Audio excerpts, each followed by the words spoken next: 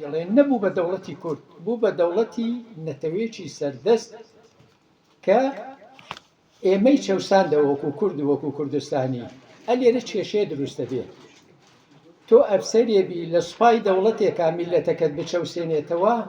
پرسیاری گەورە دروستە بێ، من بۆ لەو سوپایەدا بم کە میلەتەکەم ئەچەوسێنێتەوە. پێ بە پێش زنجیرەی چەوسانەوەکان لە ئێوەی بەڕێز معلومە تا دەگاتە ئەوەی کە ئەنفال کراین و کیمیابارانیش کراین. تەبعی ئەگەر لاپەڕەکانی مێژوو هەڵبدەینەوە، ئێمە ئەفسەرێکی وەکو محەممەد ئەمین زەکی بەگمان هەیە، ئەفسەرێکی بەتوانە، پیاوێکی تەکنۆکراتی زۆر بەتوانە، مێژوو نووسێکی زۆر بەتوانە.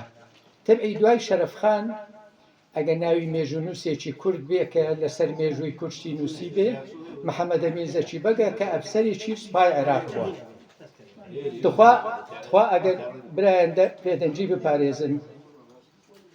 ببوورە، من لە بیریشم چوو مۆبایلەکانیشمان ئەگە خامۆشکەین بەڕێزان بۆ ئەوەی بەڕاستی سوود لە کۆڕەکە ببینین.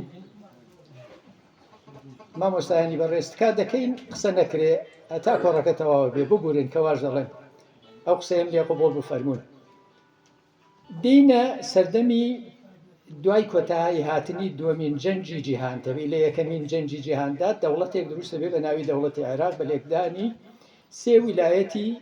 عوسمانی. ویلایەتەکان کورد و گوێش کرابوون، چونکە مەسەرەن ویلایەتی بەسرا ئەڕوا تا ئیحسای سعودیەش ئەڕوا، ڕۆژهەڵاتی سعودیە کە ئێستا ناوچەنەوتیەکانێتی بە قەزای کوێتیشەوە. نەخشەکە وا بوو کە ئیتر ئەمە دەوڵەتێک دروست بێ ناوی عێراق بێ و بەریتانیەکان نەخشەیان کێشا. لە دوای بڕانەوەی دووەمین جەنگی جیهان دەوڵەتێکی کوردی بە ناوی کۆماری دیموکراتی کوردستان دروستە بێ. هەمومان چوار ئەفسەرەکەمان لە بیرە لە ڕووی هەستینەتەوەیەوە هەڵسان چوون پشتیوانی کۆماریان کرد. دوای ئەوەی کۆمارە ڕوخێ دەوڵەتی عێراق لە سێدارەیانەدا چوار ئەفسەرەکە. ئەگەر بە تێکڕای مێژووی سوپای عێراقا بڕۆی، هەمیشە ئەفسەرانی کورد خەڵکی نیشتیمان پەروەر بوون. بەڵام ئێمە بەداخەوە مەسەلەن مێژووی ئەو پیاوە مەزنانەمان نەنووسیوەتەوە، نازانین هەڵوێستیان چی بووە، چیان کردووە، چیان نەکردووە. خۆشبەختانەیەکی لەو کەسانەی کە مشتومڕێکی زۆری لەسەر بوو جەنابی بەکر سەدقی پاشایە. چی بووە چی نەبووە، هەیە خراپە نووسێ، هەیە باشە نووسێ، چی بۆ چی نەبوو. بەڵام یەکێکە لەو کەسایەتیانەی کە بەیداخی پرۆژەی دامەزراندنی دەوڵەتی کوردستانی بەرز کردوێتەوە، بابەتێکی هەستیارە. هی ئەوەیە کە ئێمە دەیان ماستەرنامە و دەیان تێزی دکتۆرای لەسەر بنووسین. ئەم پیاوە بۆچی چۆن لەبەرچی بیری لەوە کردوێتەوە کە دەوڵەتی کوردستان دابمەزرێ. ئەمانە کۆمەڵی پرسیارن. بەڕاستی ئێمە کە ئەو پرسیارانەمان نەکردو و کە لێکۆڵینەوەمان نەکردووە لە سەردەمەکانی دواتری دەوڵەتی عێراقا باجەکەمان بە قورس داوە. ئەو پیاوە تێگەیشتووە کە ئیدی بنەماینەتەوە لەسەر بنەمای دەوڵەت، بنەمای پێناسەینەتەوە لەسەر بنەمای دەوڵەتە. پێشتر ئاین بنەماینەتەوە بووە. ئێمە موسڵمانین و سوڵتانی عوسمانی هەیە، خەلیفەی عوسمانی هەیە، ئێمە تەواو تابعی ئەوین. بەڵام دوجار هەر لە ناوەڕاستی دەسەڵات و سەڵتەنەی عوسمانی فکری نەتەوەیی پەیدا دەبێ. بۆیە عەرەبەکان شەریفی مەکە لەگەڵ ئینگلیز دەستێکە لەکاو لە عوسمانی دەدا لە پێناوی دامەزراندنی دەوڵەتی عەرەب، کە پێشتر عەرەب دەوڵەتی نەبووە. لەم چێشمە کورد بێبەش بوو.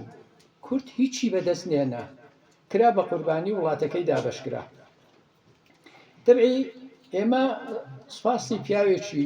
کوڕێکی مەرد دەکەین، 7 ساڵی تەمەنی خۆی لەگەڕان بە دوای ڕاستی ئەم مەسەلەیە. بەکر سەدقی چێیە، چێ بووە، چی کردووە، چۆنی بیر کردوێتەوە، ئایا خاوەنی پرۆژەی دەوڵەتی کوردی بووە، بۆچی وای بیر کردوێتەوە. هەموو ئەو شتانە لەم کتێبە بەهادارە کە بەری ڕەنجی 7 ساڵ کارکردنە. تەبعی نووسەری کتێبەکە لێرەیە. مامۆستا فەهمی خۆی یەکێکە لەو کەسانەی کە زۆر بایەخی بە کەسایەتی بەکر سەدقی داوە، زانیاری لایە، ئەوان بە وردی دەچنە ناوردەکاری کتێبەکەەوە. من زۆر ناچمە ناوردەکاری، هەر ویستم دەواازەی باسەکە بکەمەوە. بەر لەوەی من ستێج بەجێ بێڵم حەزەکەم پیرۆزبایی لە ڕۆژنامەنووسانی کوردستان بکەم کە ئەمڕۆ یادی 128 ساڵەی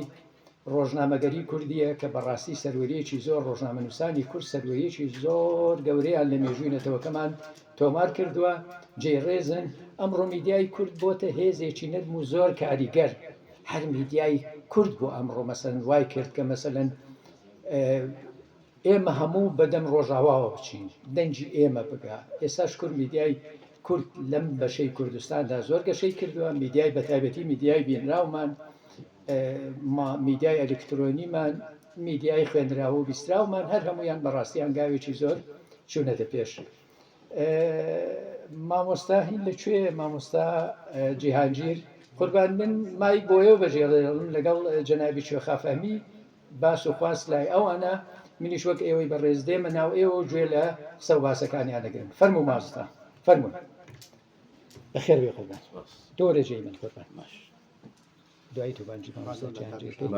كيف خذ بدانش وەرە لەگەڵ دانش كيف خذ مامۆستا جیهانگیر فەرموو فەرموو قوربان فەرموو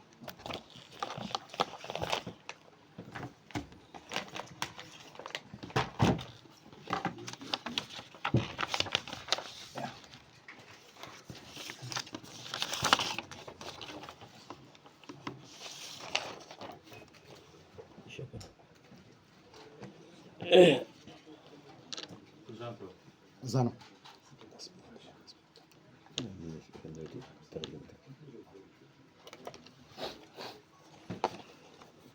بناوی خۆی گەورە و مهرەبان ئێوەرەتان باش بەخێر بێن هەر کەس و بە پێی پێگە و مەقامی خۆی بەخێر بێن سەرچاو پێشەوەی دەست پێ بکەین دەقەیەک بۆسی موجانی پاچی شەهید بە قسقی و شەهیدی جوانمەرگ غەزال مەولان و تەواوی شەهیدانی کورد و کوردستان و شەهیدانی کەرکووک و شەهیدانی ئازادی ڕۆڤایەتی لەگەڵ خوێندنەوەی سورەتی فاتحە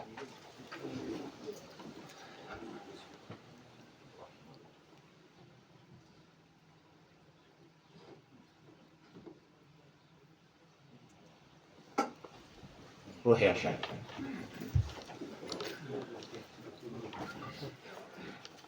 فلك أمر لما تمدى أبينم وزعي وراوة الله يارا لخاتشي إيمدا داخل تقوراوة لغيبة هات جوم دنجي بحزني شي وهاي فرمو حتى كيف بخبر ماون تماشاكن سروي داوة هزاران گەنجی کورد ئەمڕۆ بە شمشێری عەدوو کوژراون دەسا هەڵسن تەماشاکەن جیهان وا خەڵقی خوێناوە وەتەن وەزعێکی وای وەرگرت لە ڕۆڵەی سادقی ڕۆیی لەژێر دەستی ڕەقیب ئەمڕۆ لە کونجی بێکەس ماوە ڕئیسی جەیشی شادیم چوو سوپاسالاری خەم بۆم هات مەحاڵە ترکی ئەم باسە هەتا کوردێک نەفەرماوە کە عەونی ساڵی تاریخی لە دڵدار پرسی وای فەرموو بە ناکامی ئۆغری کرد لەناو بەندی فەلەک ماوە ئەمە شعرێکی هاوبەشی عەونی شاعر و دڵدارە لەژێر ناونیشانی شیوەن بۆ بەکر سەدڵی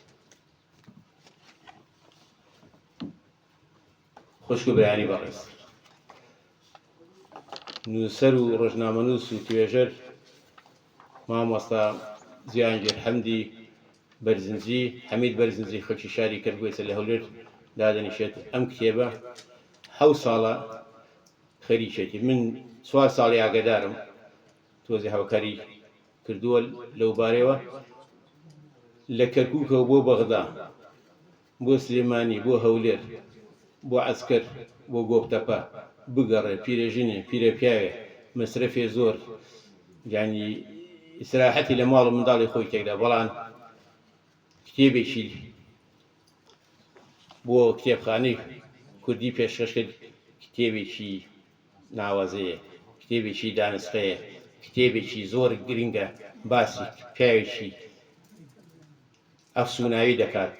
باسی کەڵە پیاوێک دەکات لە تاریخی نوێی عێراق تاریخی مخاسری عێراق کە کەس نەبوو شان لە شانی بدات خەمی بوو کە ئەم کتێبە دەربچێنێ بەڕاستی سەرچاوش زۆر کەمە لەسەر پێش 90 ساڵ ئەم پیاوە ژیاوە 189 سەرچاوی تایە بەدەستنووس و کۆمەڵێ وێنەی زۆر دەگمەن و کۆمەڵێ سیاسەتمەدار و ڕۆژنامەنووس و سەرکۆزی تایە کە لە دوانیان داوە لەوانە بیرمەن جەمال لەبەس لەوانە شێخ مەحموود قسەی تا کردووە لەوانە شێخ لەتیف قسەی تا کردووە لەوانە فەراد عەونی لەوانە حەمەی حەمە باقی لەوانە دکتۆر بەدەخان سەدی یعنی ڕەنگ بێ 100 کەس زیاتر لەم وارە قسەی کردوێ یەکی لەوانەش باپیرم دۆستی بە کەسقی وە قسەی کرد دوای دێنەسەری بەڕاستی ئەگەر لە من بپرسن بڵێن کتێبی ساڵ چیە پێشبڕکێکی کتێبە بێ ئەڵێم ئەم کتێبەی توێژەر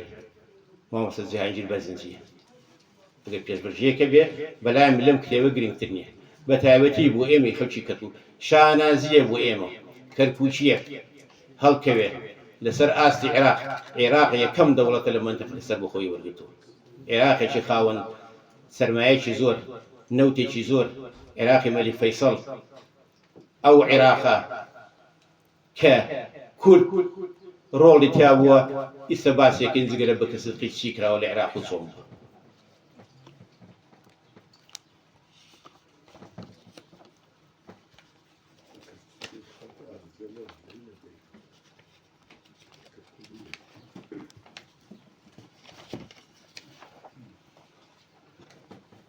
لە کۆی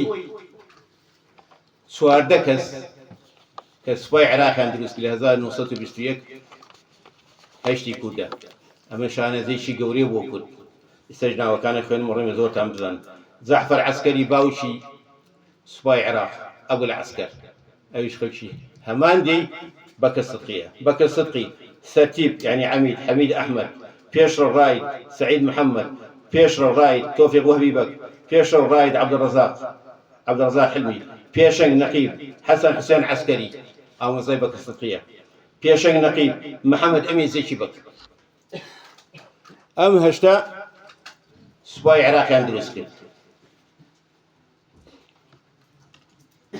ببرن تۆ سەحەتم ئەوەش نییە بەکر سدقی کێیە بەکر پاشا سدقی یاخود بەکر سدقی پاشا لە دێی عەسکەر لەدایک بووە سەر بە ئاغزەلە لەسەر بە کەرکووکە ئەو کات ئاغزەلەیش لادێ بووە لە مناڵی باوکی لە بەزیرێکی ناوێتە حزرە و لە مەلایەتی خوێندێتی هەر لە مناڵی فێری مەلەوانی و ئەسپ سواری کردووە سەرەتایی لەوێ تەواو کە دوای هاتۆتە کەرکووک لە ناوەندی چۆتە بەغدا لە قوتابخانەی ڕژیەی سەربازی خوێندێتی دوایی چۆتە ئەستانە لەوێ کولەی ئەفسەری تەواو کردووە کۆلیژی ئەفسەری تەواو کرد کولەی ئەرکانی تەواو کرد دواتر ئەچێتە بەریتانیا ئەڵمانیا لەوێش کۆلیژی سەربازی خوێندووە کە دەوڵەتی عوسمانی تووشی شکزێ لە شەڕی جیهانی یەکەم خۆی ئەگەنێتە سووریا کە مەلیک فەیسەڵ لەوێ مەلیکە بێ بە تایبەتی ئەچێتە حەلەب لەوێ دوای شەکستێنانی باڵن دەوڵەتی مەلیکی لەوێ مەلیک فەیسەڵ ئەگەڕێتەوە بۆ عێراق بۆ دامەزراندنی سوپای عێراق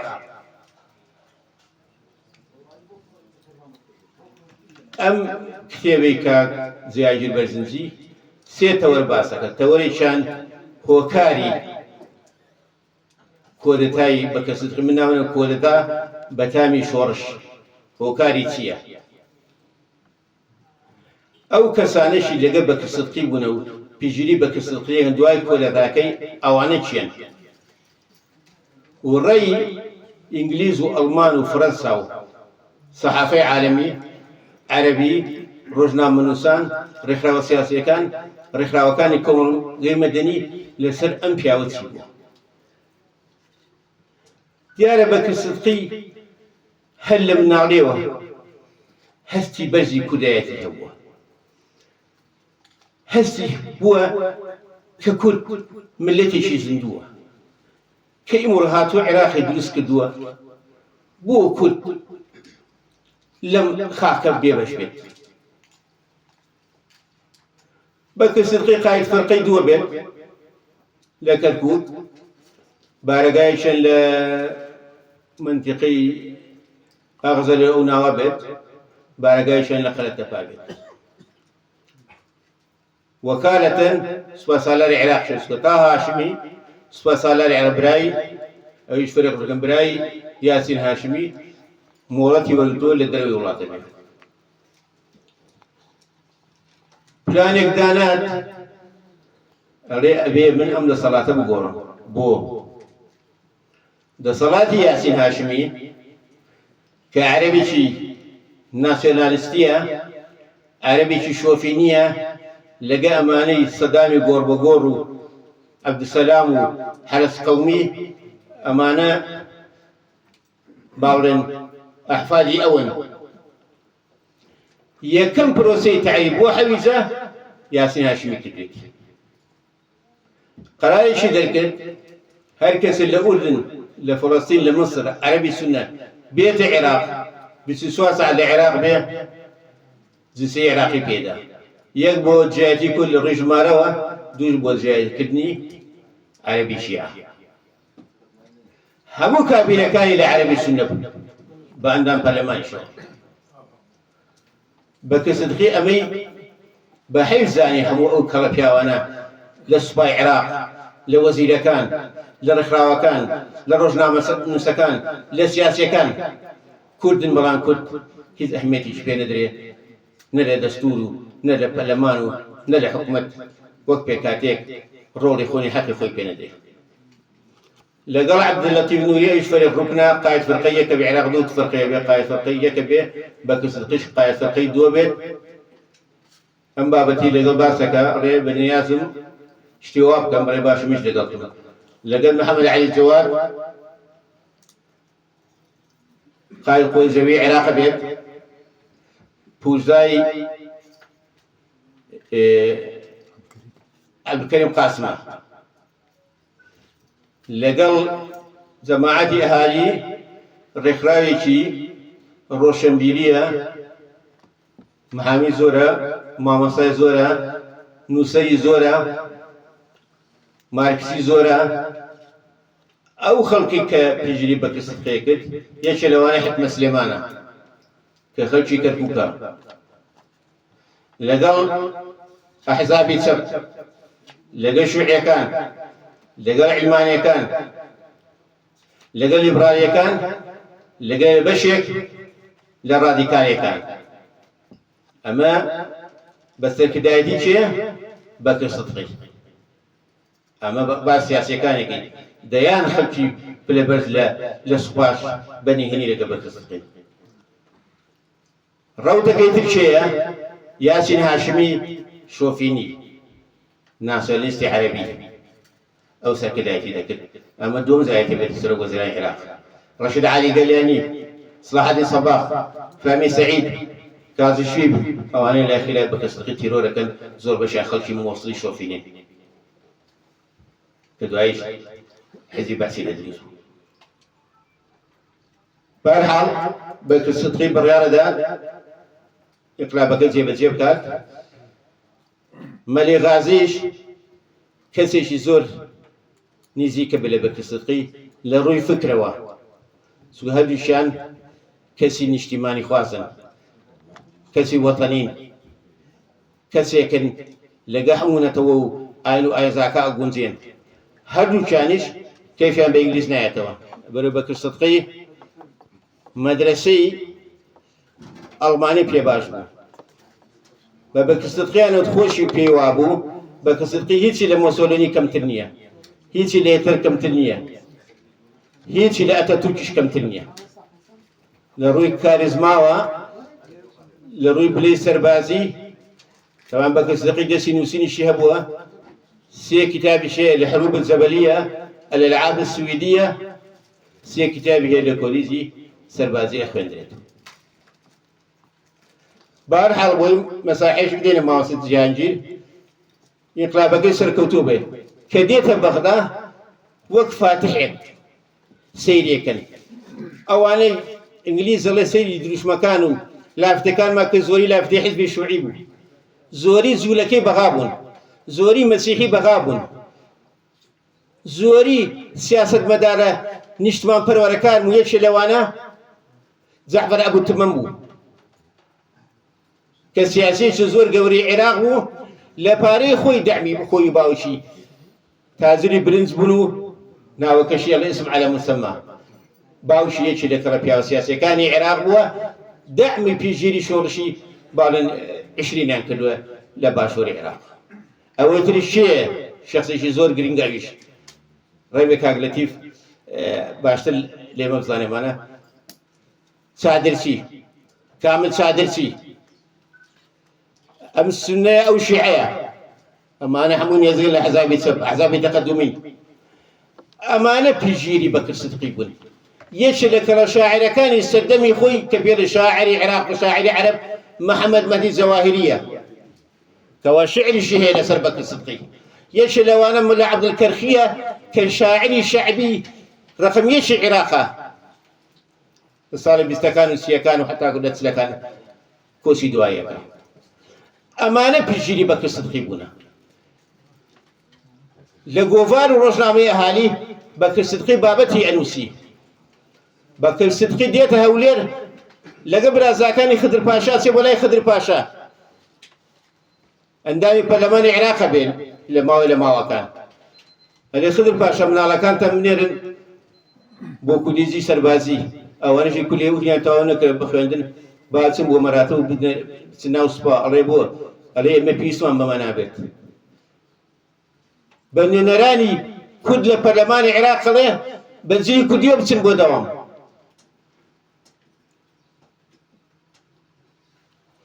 محەممەد ئەمین سەیشیبەک و ئەوانەتر کوردەکان تۆفیق وهەبیبەک ئەڵێ هەندێک جار نووسراوی بە کوردی کردووە، هەندێک خەڵک لێرە و لەوێ ڕێگە خۆیان بە مێژوو بناسن، حەقدێکی گەوریان هەبێ بەرامبەر بەکر سدقی. ئەلێم بەکر سدقی کوردی قسەی نەکردووە، ئەمانە هەمووی بەڵگێ و کاک زەنجیر ماڵی ئاوا بێلەگەیەوە هەمووی تەوسیق کردووە. ئەم کتێبە قوتابیەکە کە ماستەر و دکتۆرا بخوێنە پێویست ناکات هیچ سەرچاوێک بێت، هەموو شتێکی تایە بچووک و گەورە، زیاتر لە 189 مەزدەری تایە سەرچاوی تایە، هەمووشی باسی هەستی نەتەوایەتی بەکر سدقیەکە، باسی بلیمەتی بەکر سدقیەکە، باسی ئازایەتی بەکر سدقیە، هەموو زێشی عێراقی لە بەکر سدقی ترساون. بە مەلی غازیشەوە حسابی بۆ کرد، مەلی غازیش ئاگادار بەم کوردەتەیە کرد. بەکر سدقی دوو شەڕکرا دوو حادسە کرا لە فورات ئەوسەد و باشووری عێراق و ئەوەی کریستیانەکان لە سمێل دەورێکی باش هێوەندی خەڵکڵێ خەڵکی زۆری لەوێ مەزبەحی دروست کرد، بەعەکسەوە نییە. لێرە بەڵگایە ئێمە بە بەڵگە قساکەن، ئەزانم ئەڵێ زوو بی بڕۆ بە سڕی کاکیم بێت. زانم وایە؟ بابەتەکە من زۆر بەڵێم باز زەواکەم بزانە حەوت ساڵ نووسیتم تۆ بدوو شەو خوێنتەوە. سلسلەی ئەفکار من تێیدا نازانم باز چیمە کرد، بەخوا نازانم باز چیمە کرد. باسی سمێل باز دڵداریەکەمشی ناوردەکەشی جوولەکە چۆن دەعمیان کرد، پارە و خش و ئاڵتۆنیان بۆ هینا کتێکی نەمساوی هینا. جێش کە هاتن مەسیحەکان کریستیانەکان کە برای ئێمەن هاتن لە سووریاوە هێرشیان کرد سەر ڕەبەیەکی عەسکەری، ڕەبەیەکان سوتان کەسی تیا دەرنەچوو، 50 کەس بوون. ئەوانش جێش وڵامەداتەوە 9 کەسیان لەوان کوشت. بەکر سدقی بەسەری هات ئەو قایدە و مەنتقێ بوو، وتی چییە؟ گوتی وەڵا گەورم شتێکی وا بوو، گوتی تەرمەکان لەسەر جادەدانن، بە وێدان حەقەن چییە؟ وەڵا ئینگلیزەکان لێڕۆتە منە لەمە چییە؟ ئەمە ڕاستە حەقە؟ بەکر سدقی وتی نە، وتی ئەمە ڕەوایە، وتی نە، وتی تو کردوتە، گوتی من نەمکردەوە، بەڵام من لە بانزادە فەڵێن بۆی ئێوە ببینە ئێوە ڕەوایە هێشتان کردوە سەر ڕەبایەک، ئێمەوە لەم فاوزات و قسەین. ئەوان هێرشیان کردوتە سەر جێشی عێراقی. من دیفاع لە بەکر سدقی ناکەم. لە فورات ئەوسەتیش لەوێ سەرۆکۆزەکانی شوەفینی هەمووینا کە سەر بە یاسین هاشمی بوون پاوانخوازیان نەکرد، زەویزاری زۆریان هەبوو، پارێ زۆری ئەدا پێیان، پارە هات بۆ ئەقالیم بۆ شارەکان ئەدرای ئەوان ئەدرای گۆڤارەکان و ڕۆژنامەکانی فلەستین و لوبنان و سووریا ئەوانەی تۆی دووبەریشێ ئەچاند ئەوانەی بعدن فکری شۆفینی و سۆنالیستی عەرەبیانە کردیش بە کورد و بەنەتەوەکان کرد بەس ئاخر نقطەیەک لە بۆی دیملێ کاکزەی کە حکوومەتەکەی تەشکیل کرد بە کەسدقی جەعفەر ئەبوو تەمەن عەرەبی سوننەیە کامل چادرچی عەرەبی شیعەیە حکمە سلێمان خەڵک کەرکووکە کرێ ڕێزەودان پاشە بە ڕێزەودم ڕێزەرای بوو لە اختصاصی خۆم ئیشەکەم تیمسارێکیان بۆ من تیمسار ناوی خەڵکی زۆر لە مخەباتی کردووە تورکمانە باشە یوسف عیزەدین کوردە هەموو پێکاتەکانی تیا بوو حکومەیەکی بنکەفرەوان بوو بەڵام حکومەتەکانی پێشەوەی هەمووی عەرەبی سوننەی شۆفینی کە ئەمانە ئیستش ماون ئەحفادی ئەوان و ئەولاد و وەچەی ئەوانن کە شەڕ بە کوردستانە بە هەرێم و بەدار و بەرد و باوەڕێن بە هیچ نییە کەوانەی ئەبین هەندێکیان ئیستا لە سووریا حکومە ڕەوایەکەن لە دوای 1937 بەس ناوی ئەندام پەرلەمانەکانتان بۆ خوێنن لە کاتی بە کەسدقی کە سوپا سالاری عێراق 6 کەس بوون ئەندامی پەرلەمان لە کەرکووک باسی کەرکووکەکەم ئەگەر لەولەی ئیشەڵا قسمەت و ئەو کاتە باسی هەولێرەکەن لەوێ با ناوەکەن نۆک لە بیرچێ حوسێن نەفەتچی هەمووتان نەوچەکانە زانن وەڵی من دراوسێ ماموو لە بەگلەر مامۆستا محەممەد و کاگرەتی و هەمویان ناسێ بە خوددا زەنگەنە وەڵامان لەسەر تورکمان حوسێن باڵێن تورکمانە عاسی عەلی معلوم نییە کورد تورکمانەیە عەرەبە عەبدولقادر تاڵەبانی مەسیح حەوت محەممەد بەرقی صدقی عەسکەری کوڕ بەرقیە ئەویش عەمید بووە لە سوپا برای بەکی صدقیە ئەحمەد ئاغا ئەحمەد ئاغای خۆمە لای خۆریا ئەویش تورکمان بووە یوسف عیزەدین سلێمان کورد بووە لە سلێمانیش کوردێکی زۆر مەشهور حەزم کرد وەک ئیزافەی هینی کەم هەمووی عەبدوڕەحمان ئاغا غەزووری باڵی خاڵی کاگنێ چربانە لە کەرکووک ئەو کاتە کورد سێ بووە ئەوەی تریش معلومیان چوار بووە ئەگەر واژێ بە عەرەب و تورکمان سێ بوونە پێش ئەوەش لە بدایەی عێراق نوێنەری جوولەکە هەبووە نوێنەری عەرەبی بەدوو هەبووە نە عەرەب هەبوونە تورکمان بوو هەموو نوێنەرەکان کورد بوونە ئیستا ڕێمەگەریم بێت شەو ساتر لە ڕۆی ژن و باڵێن ئەولاد و وەچە و بنەوە ڕێم بلێ ئێمە زیاتر بین ئینشەڵڵا ئێمە هەر زیاتر بین لێوان و بەیگەڕێزیەوە بە خۆشی بتان بینین کاک جیانگیر ئەم کتێبەی کرەمە کتێبی ساڵە من زۆر سوپاسێکم ئیزافەیەکی جوانی کردە پیرۆزبایی لە ئێوە و لە خۆمان و لە کتێبخانەی کوردیەکین کە کتێبێکی وا گرنگی دروست کردە 600 لاپەڕەیە 189 سەر چاوەی لە هەموو کوژبنەکانی دنیا پیا کرد لە خارج لە بەریتانیا بۆیە من دەستخۆشی لە یەکەمی ڕۆژهاتووەتە کەرکووک هەرچەندە خۆی کەرکوژێ لە هەولێر دانیشتێ خەمە سەر و سەر چاو بڵێم لەو زیاتر پێم خۆشە درۆیە بەس وەڵڵاهی بەقەدەر ئەو پێم خۆشە وآخر دعوانا الحمد لله رب العالمين استيوا كازيارجي بنزينزيو باسي كتابكي كاوتشي كدو تشيني كرو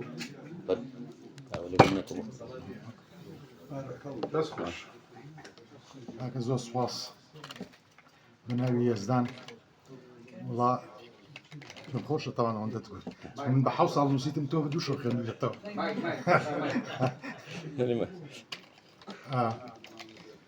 لە ڕاستیدا لە کۆلیژی زانکۆی سەلاحەدین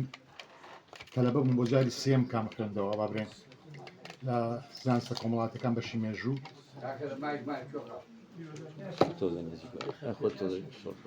دێستا ئایشە باش بیرۆکەکە لەوە هات حەزم کرد هەندە تەپاسلکە و گوتیم بە سێریان نەچمەوە بەس بیرۆکە هابوو لە ساڵی 79 مەلاکەریمش لێرە بۆ بزانمەزانێت باوکم لە سجن تازە بەربوو مدیرناحەیەکەم و ناوی کازم برێز بوو ئەگەر بیست بتان هاتە دوکان تازە باوکم لە سجن هات بۆ دەرەوە پێگوت ملە دوو کەس خاینن لەو عێراقا یەک ملا مستەفا دوو بەکر سەدقەی زۆر جارێک گوتەوە منیش منداڵ بووم شەسپاو بەس نەمەزانیم مۆزوع چییە ئەزانم باوکم پێشمەگە بۆی ژیرا و هاتوتەوە یەکێکە ناسمەوە کەمە زۆر نازم کە چوومەوە جامیعە جارێکتر ئەوە بەکر سەدقەی لە مێژووی هاوچەرخی عێراق هاتەوە پێش منشتم با بزانم ئەو بابەتە چییە هەندێک لەسەر خوێندەوە زۆر معجب بووم پێی گوتم با بگەڕم بە دوای ئەسڵەکەی بزانم چۆنە بەس نەمزانی بەڕاستی ئەوەندە کاتە بات لەبەرەوەی سەرچاوە نییە ئەوەی کە لەسەر بەکر سەدقەی نووسیوە لە کوردەکان 4 کەسمان هەیە دکتۆر کەمال مەسەر هەندێکی نووسیوە بە کرچکەڵی محەممەد ئیسماعیل مامۆستا محەممەد ئیسماعیل نووسوێتی ئەوانەی تر لە مەقالاتە هەن لە شتەکانە هەن کەم بوو کە دەستم پێ کرد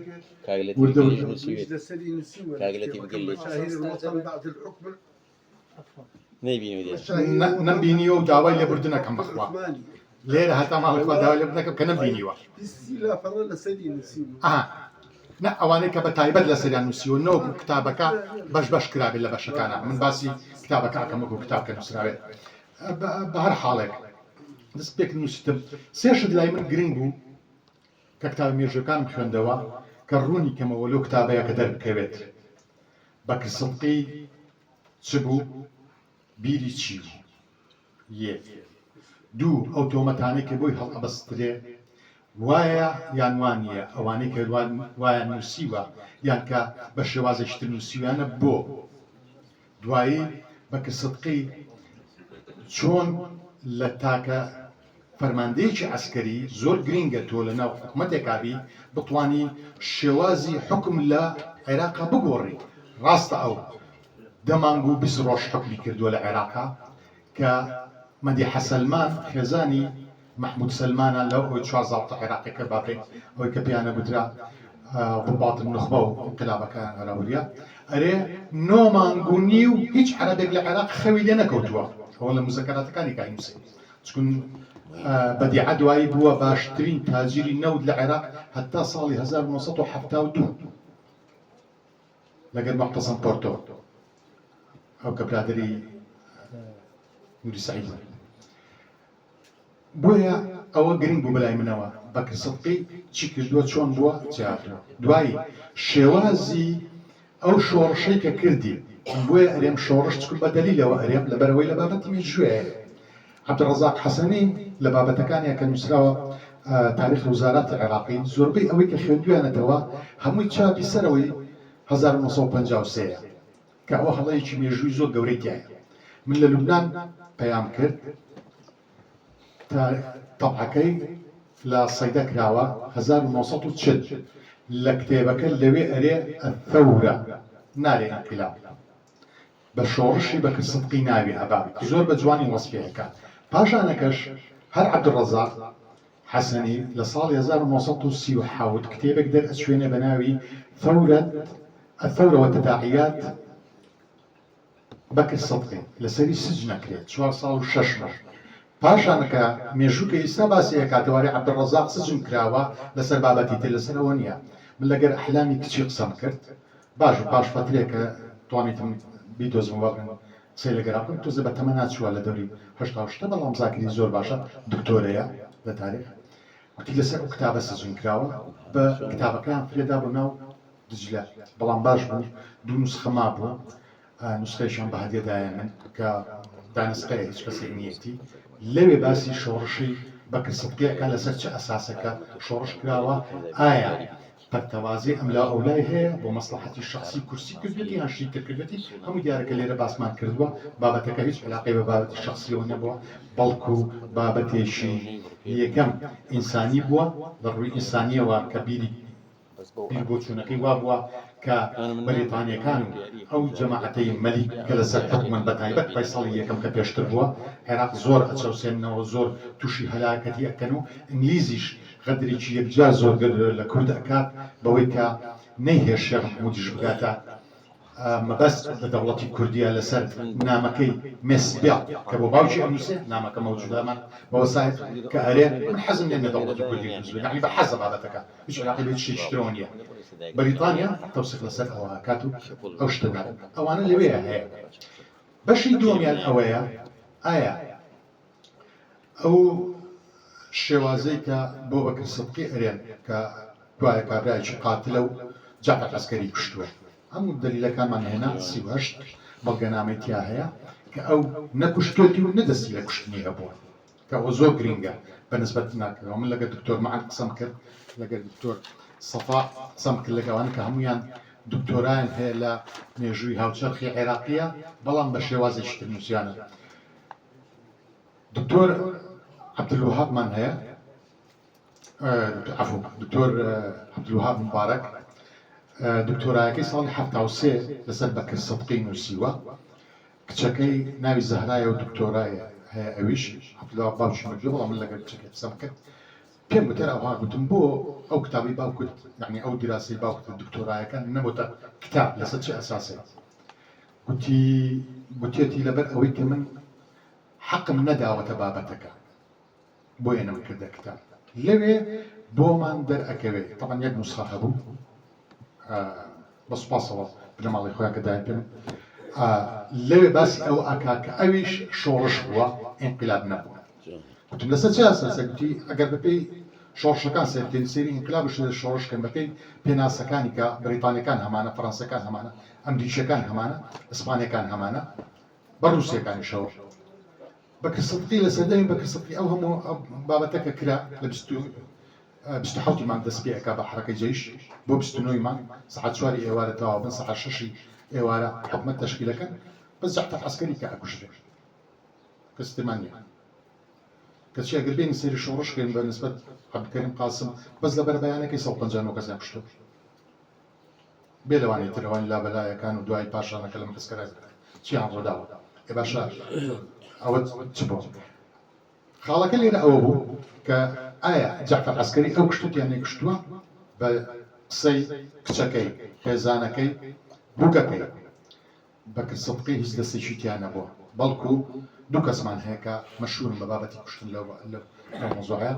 یەکیان ئەکرەم مشتاقە برای طالب مشتاق ئەوەی کە ئەندامی سەرکردایەتی حزبی شیوعی بوو دوای وازی هێنا بۆ بەعسی دوای پاشانەکەش بۆ تاجیل چۆوە دەرێ لە هەمان کاتە محەممەد حەدید کە باوکی زوها حەدیدا ئەگەر محەممەد دەناسن زوها ئەوەیەکی مەشهورە مهندسێکی مەشهورە ئەکرەم مشتاق ملازمی دەرەجەیەکی فڕۆکەوانیە بەڵام پەیوەندێکی تند و تۆڵی زۆر باشی لەگەر مەلی غازیە هەیە ئەکرەم بە هیچ شێوەیەک نە لە حرەکەیە بووە نە عیلاقەی بە شۆڕش و ئینقلابەوە هەبوو عەسکەریەوە هەبوو بەڵام لەو کاتەیە حازر بووە کە ئەوە نازانن چۆنە ئەو قسەیە چۆنە ئەوە بەدیعە کاتە خێزانی سەڵاحی نوری سەعید هەرێ ئێمە بەیانی کاتێک عەفو کە جێیش هات داخلی بەغدا بوو سەباح دەستی دایە چکرێت و چوو بەسەر جێشی هەڵدا لەبەرەوەی من کێشەمان نەبوو لەبەر ئەوەی سەعات حوتی بەیانی ئێمە نامەمان بۆ هاتە ماڵەوە کە جەعفەر عەسکەری ئەبێتە وەزیر لەو کابینەیە مانەت کێشەیشتیانە ئەی باشەوەم بۆ کوژرێت دوو کەس دەستیان لەوەیە هەبوو یەکێشتی کە پێ گوترێ ئیسماعیل عەباوی خەڵکی مووسڵە کابرایە کە هەر بۆ خۆی بە تەبیعەت پاش دیراستکردن بەڵام من لە کتابێکی ترە ئەوم باس کردو کە چاپ بێتەوە چکون کێشەی ئەرمەنیەکان لەو بابەتەیە باسەکردنەوە لێرە ئێرە ئەو چوار جزئە جزئی یەکەم لە 35 هەتا 5 ڕۆژ پێش با بڵێن کودەتا ئەڕوا دوایی بەشی دووەمیان کە دەست پێکا لە 5 ڕۆژەوە تا ئەگاتە هەڵبژاردننی پەرلەمان و ناوەکان کە هەژدەی دووە بەشی سێمیان شێوازی حکومڕانی تا ئەگاتە ڕۆژی کوشتنەکە تیرۆکردنی بەکر پاشا بەشی چوارەم ڕسمەکان و وەسایق و دیکۆمنت و نووسراوەکە شتەکانە لێرە ئیسماعیل عەباویمان دێتە پێش ئیسماعیل عەباوی کابرایە کە هەر بە فکری خۆی بە عادەتی خۆی یعنی کابرایەکی ئەوە بووە لەسەر ئەو ئەساسە ئەوە لە مقابلەشە هەیە طبعا نەوەکو من مقابلەی کراوە قسەی کراوە چوم لەگەر کوڕەکەی لەگەنەوەکەی کوڕەکەی باش نەبوو وەزعی هەتا دۆزینەوە بە تەمەنە تقریبا 97 ساڵ پارەکە 97 ساڵ بەڵام نەوەکەی مهند لەسەر خۆی باشە گوتم ئەو حادسێ چۆن بەوە هەبوو گوتی ئێمە نامانەوێت جارێتتر کێشەیەک هەڵبداتەوە چۆن خەڵک بزانێت لە بڕۆم لاونا بەڵام بۆ توی باسەکەینەوە کێشەمانی ئەمووی لەسەر ئەوەیە کە جنێوی بەدایکی داوە جعفەر عەسکەری کە دەرئەچێت ئەوە هەموو مێژنووسەکان بریتانیەکان شێرین بە بۆ سایقەمانە جعفەر حەسابی ئەوەی کردووە کە کابرایەکە باوکی جێشی عێراقیە و هەچ کەسێک بڕات و چۆن قەرار بداتەوە هەم کەسێ بە قسەیەکە بەڵام کە لە سێرا هاتوتە خوارەوە ژنێوی داوە ئەو کابرایە قوڵی نەکردوشە هەموو سەرچاوەکان هیچیان یەک ناگرنەوە لەوەی کە ئەو چوار زاڵتەی کە باس ئەکرێت بە ناوی جەمیل جەمال عەفوم بکە جەمیل فەتاحمان هەیە جەواد حوسێنمان هەیە لازار برادۆستیمان هەیە خۆی برادۆستیە غەڵەت ئەنووسن عەرەبەکان برامۆست ئەنووسن لەگەڵ جەمال جەمیل جەمیل جەمال پاشانەکە دوای کە ئاچێتە یەمەن و ئەگەر ئەوەی تاریخی خوێندی بێتەوە مێژووی هاوچەرخی یەمەنیشی خوێندی بێتەوە بەشدارە بێت لە ئینقلاب لەسەر مەلەکی بۆ خۆی دێتەوە بێتەوە وەزیرۆم لەولە دوای یەمەنیەکان ئەیگیرن و سەرێ بڕن و پارچە پارچەیەکەن و هەندێک پارچە بە عێراق ڕەوانەکەن و پارچەشی بۆ ڕەوانەکە ئەو چوارە ناویان هەیە لە کوشتن بە یەحازی بەکر سەدقی بەڵام کە دێ قسەکانی خۆیان لێک ئەدەیتەوە و قسەیان لەگەرا ئەکرێت و قسەیان لەگەرا کراوە مقابلاتیان کراوە هیچ قسەیەکیان یەکتری ناگرێتەوە بێمانەوان نەبوو لە هیچ ئەساسەکە بەڵام لە پاش کەی ئەو مقابلان کراوە لە پاش ئەوەی کە بەکر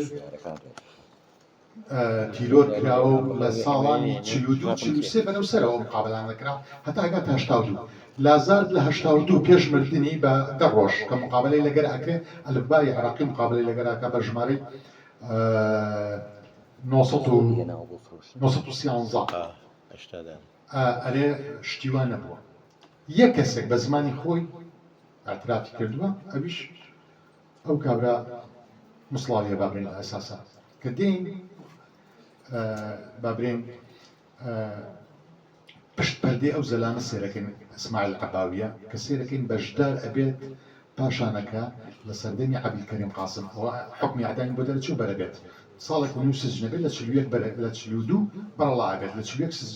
41 سجنەکە لە 42 بەرەڵا ئەبێت حتى تقاعد لە ماڵەوە دانیشە تا سەردەمی عەبدولکەریم قاسم دێتە سەر حکم عەبدولکەریم قاسم کە دێتە سەر حکم یەک سەرێکاتە مقدم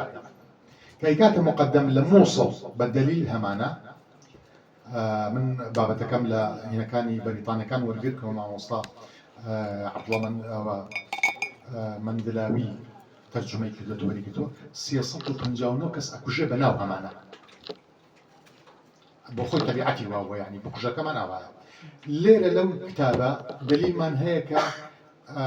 بكرت شربتي شي نبو بكشتني جعفر عسكري پاشانەکە دێتە سەر چی وەڵا لە سەردەمی بەکر سەدقەی تیرۆرمان هەبووە 5 کەس ئەمرن و ئەکوژرێن یەکیان عەلی برای جەعفەرە کە کابرایەکی نەجار بوو هیچ علاقەیەکی بە بابەتی عەسکەری مەسکەریەوە نەبووە بەیانێک لە سەربان ئەیبیننەوە کە سەرەکەت کوژراوە بەسەر ئەویانە تۆمەتیان بەسەر ئەوە هێنا کابرایەکی ترمان هەیە زەکی محەممەد هیچ ڕەبتێکی نەبووە کابرایەکە و جەڵتەڵیەوە مردووە گوتیان خەریکی ئەوە کوشتێتی مخلصمان هەیە لە پێش دەرکە تەقەی لێ ئەکرێ کەسێکی کوژێ بەسەر ئەوە هەموو ئەو دەمانگ و 20 ڕۆژەی کە بەکر سەدقی لە حکما بووە 5 کەس لە عێراق کوژراوە ئەوە هەموو مستەمسەکاتی وزارەتی دیفاعی عێراقیە و کە بەریتانیەکانیشکە نووسیان لەسەری شتێکی تر هەبوو هۆکارێکە بوو بۆی کە جەعفەر لە کۆڵ ببێتەوە کە کەم کەس باسی ئەکا غازی زۆری پێخۆشە جەعفەر نەمێنێ لەسەر چی چکو من لێرە ئیشارەتم پێداوە خوشکی غازی کە ناوی عەزەیە لەگەر ئەو کابرای یۆنانەکە کە ئەڕوات نامێنێتەوە ئەبێتە دەمەقاڵەیەک و قوتەقوتەیەکی لەناو کۆمەڵگای عێراقی و لەناو مەلەکێت و ئەملا ئەولایە کە پێ گوترێت چۆن بێتەوە خوشتت بە دوو کەوت بێ بلا مەعنا ئەوەی کە لە کوردەوارەیەکە ئەیرێن دەبێن بیکوژن جەعفەر زۆر قسەی کابرایکی سەیرە خۆی تەتەوعەکە ئەرێ مەلکی بەمەلکی غازی ئەرێ سەیدی ئەو شەرەفە بدە من کە من بچم بیکوژم دوایی ئەحمەد مناسفیمان هەیە سکرتێری جەعفەر عەسکەریە ئەرێم ناوەڵە من دەستی جەنابەت ماچەکەم لەگە هی مەلیکە بیدەنە من بیکوژم یعنی منافەسەیە لەسەر ئەوەی کوشتنیکی چێک بیکوژێ مەلکی غازی بەسایی ئەوەی کە لە تەمەنیش بچووکە لەو کاتەیە دوایش لە سەردەمی خوێندن لەگەر محمد علی جواد طیارە تەلەبە بوونە لەگەر فواد عارفی خۆمان تەلەبە بوونە لەو عمرەیە بوونە و لەو وەجبەیە بوونە ئەکەوێتە بابەتێکی شەرمەزاریەوە بۆیە ئەکرەم مشتاق هەڵ ئەبژێرێ بۆ کوشتنی جەعفەر چون جەعفەر ئەگەر کوژرا بۆ مەیتیان نائهێنایە لەو کاتەیە یان بۆ یان شاردەوە یان بۆ بەکر سەدقی ئەچووە تەعزیە ئەسڵا بەریتانیەکان ئەرێن جەعفەر بەکر سەدقی ڕۆژی پاشتر لە تەعزیەی جەعفەر عەسکەری دانیشتۆ پێشوازی لە خەڵکەکە یەخۆ کابرایەکە بە ئاخری کاتێتەیە و ئاخر قوتی هەیە چنەتی پێ هەیە یەکێک برێ وەڵا تۆ بووی یان تۆ نەبووی چی جوێی لێ بوو یعنی بەڵام بەکر حەزی لێ بوو یاسین هاشمی کوشێ چکم پێیانە ئەرێ یاسین قوتار نەبێت سعید نوری سعید قوتار نەبێت ڕەشید عالی گەیلانی قوتار نەبێت بەڵام لێرە شتێکی دێتە پێش کتابێکمان هەیە پێ گوترێ المصاهرة أيام الملكية في العراق مصارع يعني هو جنيكا جعفر عسكري ككم كس أزانة كجعفر أمريت محمود داغستاني بخيبيكا كتشي محمود داغستاني خيزاني حكمة سليمانة يعني خشكل قال ككم كس أو شتا أزانة ليرة حكمة أو نفرانة قطار أكابوي كجعفر نيان كوجي جينا أو بابتا بكلميان كوجي جينا أو بابتا دورة للراسي كأرن بوخويان رايان كردو قطار ونام لا تو كابرايك لم سري عراق وتا سري عراق جيشك بتجوليني لبستو هش صحاتا نبريطانيا كان نمخابراتي مليك نيش كسك بين زاني نروساني نروسكان السعودية استخباراتي وكانت زور بقود بالعراق ها نيزانيو هیچ کەسێک نەزانێ لەو حرەکەی کەڕووی داوە چۆن ئەوانە لێ قوتار بێت بەڵام لێرە حکمت سلێمان قوتاریانەکە دێنە سەر خاڵی کە عەرەبەکان زۆر بە نامۆی باسیەکەن و ئەرێن هەتا کەمال مەسەر پشتی پێبەستیوەرە لە عێراقێکی پۆخڵەوات و گەندەڵی و نازانم چۆم لا ئەولا و بەکر سەدقی هامۆشۆی ئەو شوونەی کردووە کە ئەوەی تایە ڕزگار بۆ نایدانشی عەفوکە بيمود مرة وەرە تەنیژمن دەورە تەنیژمن يورينا دەورە تەنیژمن ڕزگار یەک لەو کەسانەیە کە زۆرم هێلاک کرد بۆ دۆزینەوەی قەبرەکەی بەرقی لە هەولێرایە تەواو لەبەر ئەوەی بنەماڵەکەیان پێیان خۆش نییە کە هەندێک کەسێ شتی پێ حەزی لێ ناکات بدۆزێتەوە 6 مانگ پێوەی خەریک بوو قەبرستانی کە خەمی گەڕنگ هەتا قەبرەکەمان دۆزیوەتەوە تەسمیمان کرد جا لای پێم مەمنونتم ئەوەی بابەتەکەی بابرێن جعفر عسکەری و ئەو تێکەڵکێشەی کە هەیە و ئەوەی کە بەکر هەمانە شتێکی تر خاڵێکی تر زۆر مهم بوو خێزانی بمبورە باش ئەوەی کە گوتم کە ئەو خەڵبەستەی بۆ ئەکەنەوە ئەرێن ئافرەتێکی لە مەلایەنە ئەوانیە کاک خێزانی بەکر سدقی ناوی هارمینە هارمین شتانشتاین نەمساوی ئەسڵ دکتۆرە بوو لە ماڵی محەممەد ئەمین زەکی بەک معالەجەی ئەویە کرد لەوێ بینیوێتی بەڵام منش بۆ خۆشم پێم سەیرە محەممەد ئەمین زەکی لە کتابە لە هیچ شوێنەکە بۆ باسی نەکردووە یان معروف چاوک کە دەورێکی باشی هەبووە لەگە بەکرا بۆ باسی مێژوویان نەکردووە هەندێک شت هەیە خەڵک بە دوای شتەکان نەگەڕاون نازانم لەبەرچی لەوێ ئەیهێنێ زەواجی بەکر سدقی لەگەر هارمین هەژدەی 1937 بەڵام من وەسیقەیەکم دەستکەوت لە دارالمعارفی عێراق لەو کاتە پێێرێن بەکر دەبێت کوڕێکی هەبێت ناوی عەونیە بەڵام هەموو عێراقم لێکدا هیچ سەرچاوەیەک تاکیدی نەکردەوە کە کوڕی هەبێت چون ئەگەر کوڕی هەبێت دەبێت لە ژنی یەکەم و دووەم ئەوانەی بێت لە ژنی یەکەم کە نەیهێنا طبعاً خوشتی غازیە نەیاندا پێ لەبەرەوەی یاسین هاشمیەوە تەدەخولیان تاکە گوتیان کابرایەک ئەگەر خوشتێک لە بنەماڵی مەلیکی بێنێ هەر یەکجاری ئێمە پێمان ناکرێت دەرەقەتی نایەن تەدەخولیان تاکە لەگەر نوری سەعیدا نەیان هێشتەوە بێت ئەوەی دووەمی کە دەستگیرانی بوو خوشتی معروف چاو بوو بەس معروف لەی شوێنە باسی ناکرد کلامەکە نازانم نەیاندا بێت ژنی سێمی ئەوە ڕسمیە کە لە وەسایقی عێراقی هەمانە هەژدەی سیانزەیە کە حەفڵی بۆ کراوە شتێکی بۆ کراوە ناکرێت تۆ یعنی عمرت بگاتە ئەوەی کە کوڕەکە بمێنێتەوە لەبەرەوەی ئەو وەسیقەی عێراقیە من لە وزارەتی دیفاع دەرم هێنا کە عەونی ئیجازەی وەرگرتۆ ساڵی 1955 مامۆستای سناعەیە ناکرێت یعنی تۆ لە 37 باوکت کوژرا بێت و خۆت لە 55 مامۆستای سناعی دوایی هەرمین نەهاتێتەوە بۆیە ئەوە تۆزێک مشەوەشی کردم لە گەڕان و سوڕانە ڕاستە لە برازایەکانی ماوە مەسەلەن کچی کوڕی لە میعەکە کچی بەرقیە خێزانی جەبرایە لە بەغدا قەبرەکانم دۆزیەوە منداڵەکان دوو منداڵی هەیە چەند ناوی ئەیسەرێک چەند ناوی یاسرە بەڵام ئەوان تاکیدیان نەکردەوە بۆ من کە ئەو مامەیان هەبێت یعنی کوڕی ئەوەیان هەبێت دیار نییە هاتم لە کەرکووک و لە مووسڵ بۆ ڕەسەڵەکی بەرقی بگەڕێن بەرقی کوڕێکی هەبوو ناوی عەزیزە کوڕێکی هەبوو ناوی بەرقی بوو حەزی لێ بوو کە ئەوها بانجێ کرد یعنی بەرق ئەوها بانجێ کرد بەکر عەزیز و بەرقی یعنی بەکر خۆشەویستی بەرقیە بۆیە ناوەکەیان لێدا بوو بەڵام ئەویان زوو مرد مایەوە عەزیزمان عەزیز خێزانەکەی شەفیق خانە خێزانی چێ بوون پیانە شەفیق خان کوڕی نەبوو لێ جەمیلە و بەدیعە هەیە لە جەمیلە ئەحمەد و محەممەدی هەبوو محەممەدمان لە سەردەمی کڕۆنە مرد بەڵام ئەوانە بۆ خۆیان نایەنەوێت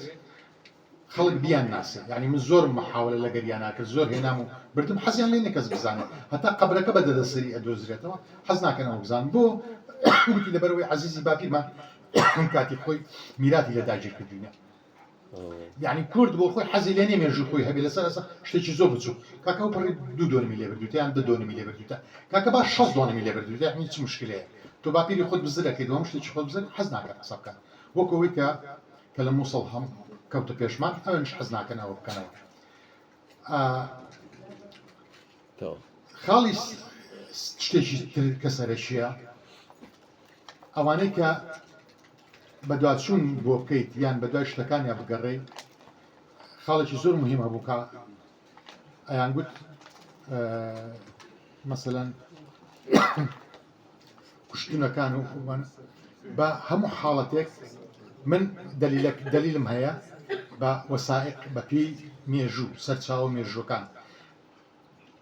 کتابێک لە ساڵی 1936 چاپ کراوە ئیبراهیم یەزبک من لە لوبنان بۆیان پیاکردم هێنا ئیبراهیم یەزبک ئەرێ شۆڕشە مقابلەکانی کردووە لەگەر مەلیک فەیسەڵ لەگە عەبدوڵەتیف نووری بەکر سدقی حکمەت سلێمان هەمووی تیا هەیە پاش ئەوە کابرای شتر دێت محەممەد لیافی مصریە سووریە لە عێراق مقابلەکانی کردووە ئەویش بە هەمان شێوە تاکی دەکاتەوە کە ئەوە شۆڕشە کودەتانیە بەڵام یەک فکرە بوو فکرەکە ئەوە بوو بەکر سدقی فکرەکەی خۆی ئەویست وەکو کەمال ئەتاتورک بێت یەکسەر مەلیک نەکوژە نەوەکو کێشەیەکە توش بێت یان شتێک بێت بەڵکو ویستی بمێنێتەوە هەتا تۆزە تەقویە ئەبێت ئەنجا چینە ئیشەکەی کردکە بەڵام دێنە سەر ئەوەی کە هەموو دەلیلەکانمان هەیە لە سندرسن پاشا لەگەڵ غۆربە کە تەکلیفی لێکردونە بۆ تەسیسی دەوڵەتی کوردی هەموو سلاحەکانی شاتووە بە دلیل هەیە لە کتابەکەیە باسکراوە کە لە کەرکوو گداندراوە چ دەبابەکان چ ئەسلیحەکان شێخ لەتیفی برای شێخ مەحموود بەشدارەتیایە قسەکانی تیا کراوە بۆ تشکیلی دەوڵەتی کوردی کە ئەویست پاش گەڕانەوەکەی لە تورکیا بۆ مۆزوعی اختیالەکەی چوو ماجد مستەفا لەگەر ئیسماعیل عەباوی لەگەر عەبدوڵڵا شەرەفانی ئەو سێ کەسەی ڕەوان کرد بۆ لای شێخ ئەحمەد کە پێی برێ من بە تەمای ئیشێکیوە شێخ ئەحمەد ئەرێ من مبارەکەتەکە ئەو سەردەمە کە وشەکان بەکار هاتووە مبارەکەتەکەم یعنی پیرۆزبای بکە منیش لەگەڵتام بەڵام حەیف کە لە یانزەی مام بەڵام کە ئەگەربی شتێکی زۆر من متەئەسر بوو بکەی شێوازی کوشتنەکەیەتی کە تیرۆری ئەەکەن بڕوا بکەن هەچی عێراق هەیە کەوتۆتە سەر پێ بەزەوەی بیکوژێت لەبەرەوەی کە کووردە چکن بۆ سەلاح الدین سەباخ لەگەر محسن ئەبوو تەبیغ کابرایەکە زۆر ڕەگەزپەرستە لە عەرەبە کە مفاتەحەی ئەەکەن یەک لەو کەسانی کە مفاتەحەیەکە معروف چاوکە ئەوەی تریشیان ماجد مستەفایە پێی ئەرێ ئێمە بە شمشێری عەرەبی مەلیکمان هێناوەتە سەر حکمی عێراق جارێکی تر ناهێڵین کورد بێ حکممان بکە ئەویش پێرێ ئەرێ لەسەر ڕاستپاردەکەی بەکرد ئێوە فراتی جنوبی بۆ ئێوە فراتی شیمالی بۆ ئێمە ئەرێ کاکەمە قبوڵمان نییە لە کۆبوونەوەکە دێتە دەرەوە تەلەفۆن ئەو ڕێگای تەلەفۆن ئیتساڵێکە هەیە ئەو تەلەفۆن ئەو ڕێگای ئیتساڵێکە هەیە بە سەلاح الدین سەباغ و فەهمی ئەوانەکەن ئەرێن بەکر سدقی لە ناو ببن ئەگەنا ئێمەی عەرەب لە ناوچین لە عێراق بە کورتی کەمەوە لە بابەتەکە ئەوەی کە من کردومە ئەوەیە کە ڕووداوێک لە عێراقا ڕووی داوە بەڵام زۆر بە چاوەشەکاری باسکراوە بە کورتی بۆ لەبەر ئەوەی عەرەبەکان نیانویستووە هیچ کاتێک تۆ بابەتێکی مێژووی کە زۆر گرنگە بەو شێوازە ببینی ئەرێن مەلیک غازی پێی خۆش بووە دوای ئەرێن وەڵا ئاگای لێ نەبوو ئەسڵ مەلیک غازی ئاگای لەو بابەتە نەبووە بە هیچ شێوەیە نە لە دوور نە لە نزیک ڕاستە پێی خۆش بووە بەڵام ئاگای لێ نەبوو ئەوەی کە من لەو کتابە هێناومەتەوە باسی ئەەکەم لە ناو جێشی عێراقیە شتێک ڕووی داوە لەبەرەوەی کابرا قایدێکی عەسکەری بووە هیچ شتێکی تر عقیبە نە بە حیزبەوە هەبووە نە بە سیاسەتەوە هەبووە نە بە شتێکەوە بووە بەڵکو کابرایەک خۆی کورد بووە کوردزان بووە زمانزان بووە ئەوەی کارێ زمان نازانە من باپیرم دەرسی پێداوە سەید یاسین دەرسی پێداوە کە بۆ باوکشمی ژێراوەتەوە کابراایکی کوردیزان بووە زمانزان بووە هیچ کێشەی لەگەرانە بووە لەوەیانە سەر ئەوەی کە ئەڵمانی زانیوە نەمساوی زانیوە ئینگلیزی زانیوە هەموو ئەو زمانانەی زانیوە کابراایەک بەو مستەوایە بێت ناکرێت ئەو قسە عەلە قوبەڵقانی کە بۆی هەڵەسپێردرێ وڵا ئێواران ئاگای لە دنیا نەبووە چۆ لە بار لە نادی پاڵیاوەتەوە ئەوەی کە عەرەبەکان بۆی هەڵەسن چون مێش نووسە عەرەبەکان بۆی لە شەخسیەت بدەن چون ئەزانن کورد موسڵمانە باسی بار و نادی بۆ بکە وەزعەکە شڕە شتیوان نییە من لەگەر کچەکەی عەبدوڕەزاق حەسەنی لەگەر کچەکەی علی غالب ئەعرەج کە عەرەبەکان ناوێن لە ناوە ئەعرەج علی غالب ئیسماعیلە کوردن من قسەم لەگەریاکە ئەرێ داپیرم ئەرێ کەم زەلاممان شەریف بینیوە وەکو بەکر سەدقەی چوارچێوەی خۆی لە 16 کەس تێنەپەڕیوە لە ڕۆژی ئینقلاب 12یان کوردن ئێگە کابرا کوردایەتی نەکردای بۆ 12 کەسی کورد لە دەوری خۆی ڕاکاتەوە عەرەبەکانی کە کەوتنە لای یان لەبەر مەسلحەت کەوتنە لای یان لە ترسا کەوتنە لای وەکو ئیبراهیم ڕاوی وارێت من تەقدیری نووسینەکانی ئیبراهیم ڕاوی ئەەکەم کە لە 38 بەشە بڵاو کراوەتەوە لە بەشی حوتەم تا بەشی 16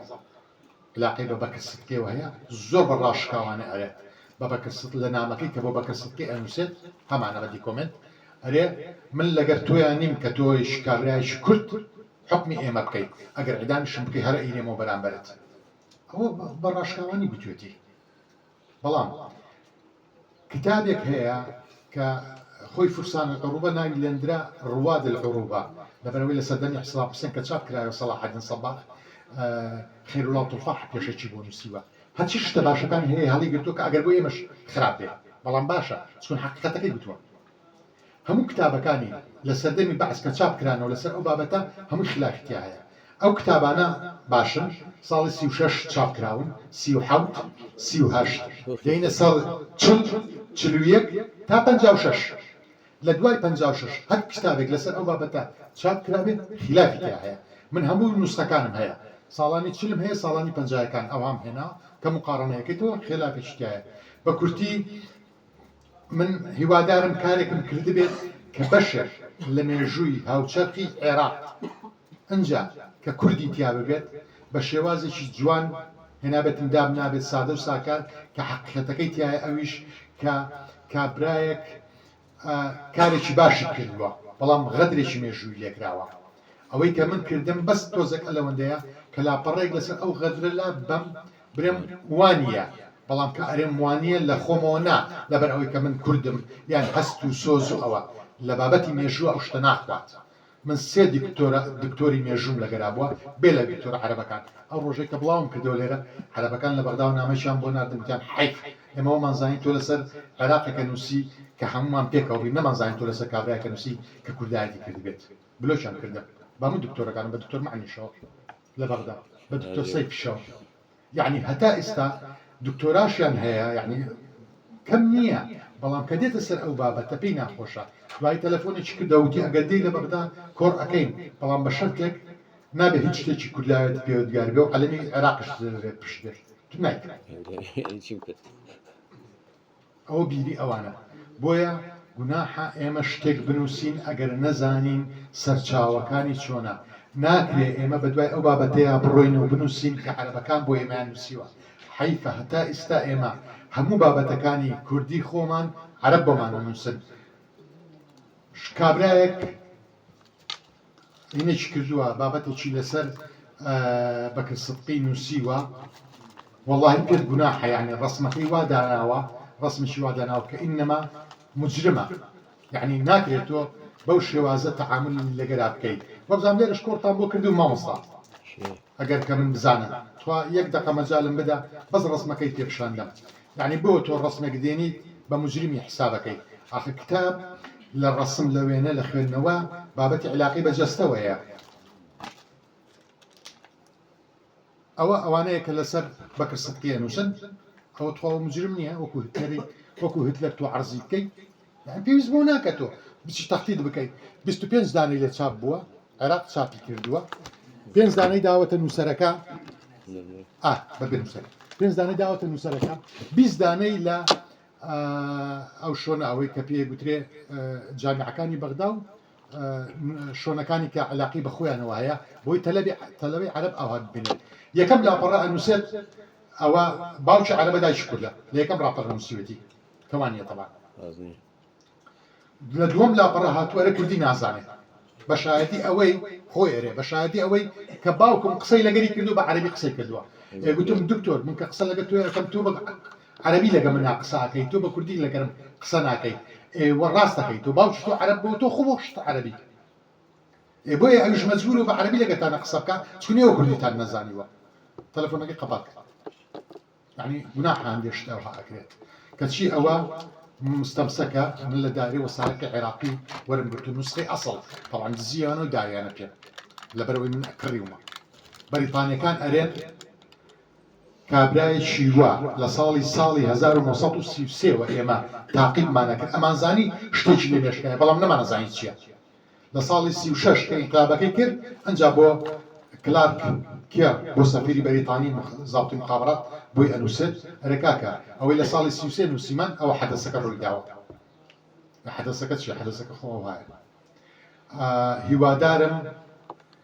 سرم نەیەشان بدەم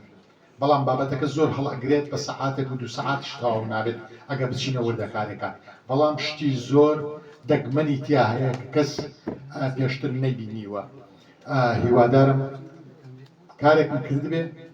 کە خوێنەر کە خوێن دێوە لێ ڕازی بێ جاری یەکەم لە بابەتەکەم جاری دووەمیش برێت دەستی خۆش بێت مەمنون زۆر سپاس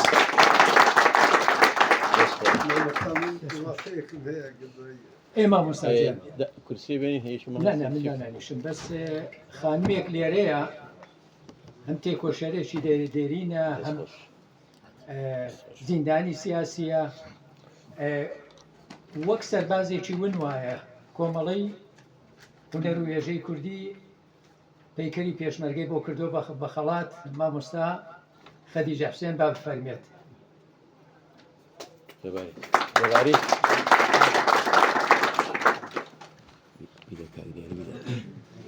کاریاری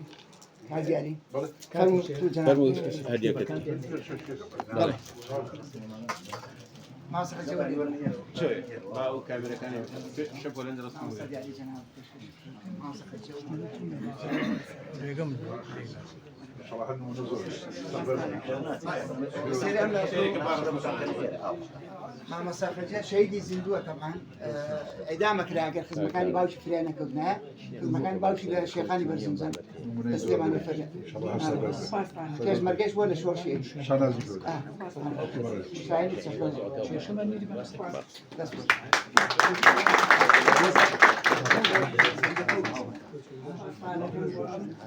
دیارە بەڕاستی هەست دەکەم کەوا خزمەتیدارێک بکەن کە لە ژێر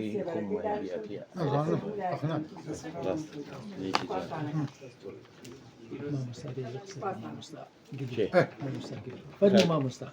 فەرموو كاغلتي فرم هنا محمد لاقته هي والله لا اختتين ما تقدر من الشهر. اي كاغلتي جومان لي فرم لا لا ناقه ولا كناقه ورياض لطيف دلي نويني الزنادي كانت مسعود لكركوك وقرمية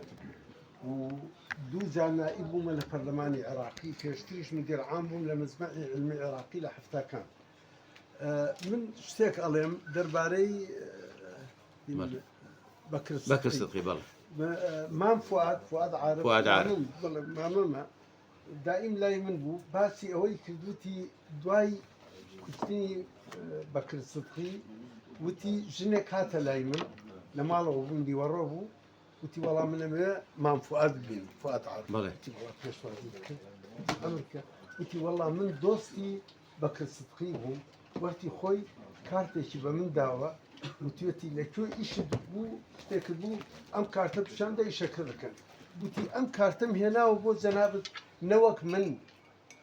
فنابب ما يكر لايق أم كارتنا ده بيدم في لبرو دعم هنا وما بو لايتو هنا وتي ما سم كدو كارتك لا يمين استن لا يمين تورس باس بس خوش اول سر اخر سكان بس بكلتي داس خوش كاج التي بيم مزانه وخسكان زور فؤاد عارف طبعا زور مزيبك الصدقي لا بلاط الملكيش عودة أنا بانجي عليه فؤاد ورا عليه دو توري ودي سون ودي شان شرف شان باريا أجا بارت هالبجار دولة شرف لدسدي أجا شرفت هالبجار بارا رجع دي ثلاث تبعاتي ملي غازي تبعاتي شي زور حساس وهستيارة محاولة اللي قلت تبعاتي بقول زيو هي تجمله أمشي أنا زور جرينج كل شيء من بيجي توم كذا بيبوير أو إيش اللي يبقى جراوند يبقى كستقيك كل كان اللي حمو زمك جرينج كان دانا تأكيد مخصص كده. إضافيك زي قصتكم منفعات طبيعي من مخ ما موابو جنابي كاك مسعود لخدمتي بون كاك حزكم منفعات ديني بولاي والله تسمع ماليا كنت منفعات أشين بولاي جنابي كاك مسعود لمو صوروا يشتين بهوي مزور يشتين لا موعد مدام وفيان الساعات وانا إما جينا موصلنا مع فرد بياني شو درسين بياني لكل دين هي سيتلين خازر سيارات زور هاد لولا سائقة التاكسي وتي معود وتوقف فوق وتي يابا وهذا مسؤول بردود موقف ما عليك والله من دابزين من بدين كان مسؤول انا وسيارة قرويان كلها دائما والله هاتوا دابزين يتبعوا شي لا ما فؤادو بمصورة كامتي كاتب رسم من مدير عام ولا مزرعة العراقي وتي رسم كاتب تقدر نكل التلفزيون وانا والله سفينة مالها يترقص هاد داويلي بدنا كم لا طبيعي تشوفوا أي جريتهم بديل قلت ما فؤاد مزقار وبزعم التصوير قال ما فؤاد كيف شيء كم وتي سيد ملك قلت مع فؤاد نادي يتوان رجال داي وبو شو سؤال وتعزيه ومعنا التليفون يقوم لك سيارة دائرة مدير عام لقاكم عم بردوا تعزيه عند الرجل هاتين رجل التليفون يكوتي ولا بولا سوق ولا قلت والله يكون أمريكا ما قلت والله ما إيش الكمبيوتر قلت والله جنكم بولدوزر عربي بزانية كردي بزانية جلو بردي جوانجي شكلي مقبول يعني جلو بردي بزانية كاركتر بمانجي سنية أيدمه وبزانية لقول ديوانا سون في شوازية كم وزير كان دي قلت ما فؤاد ما كاركترني أي قلت معمول مواصفات هنا تو أتوم من برون أخوازي لو تي تفل شرفت كاتشين كان مسير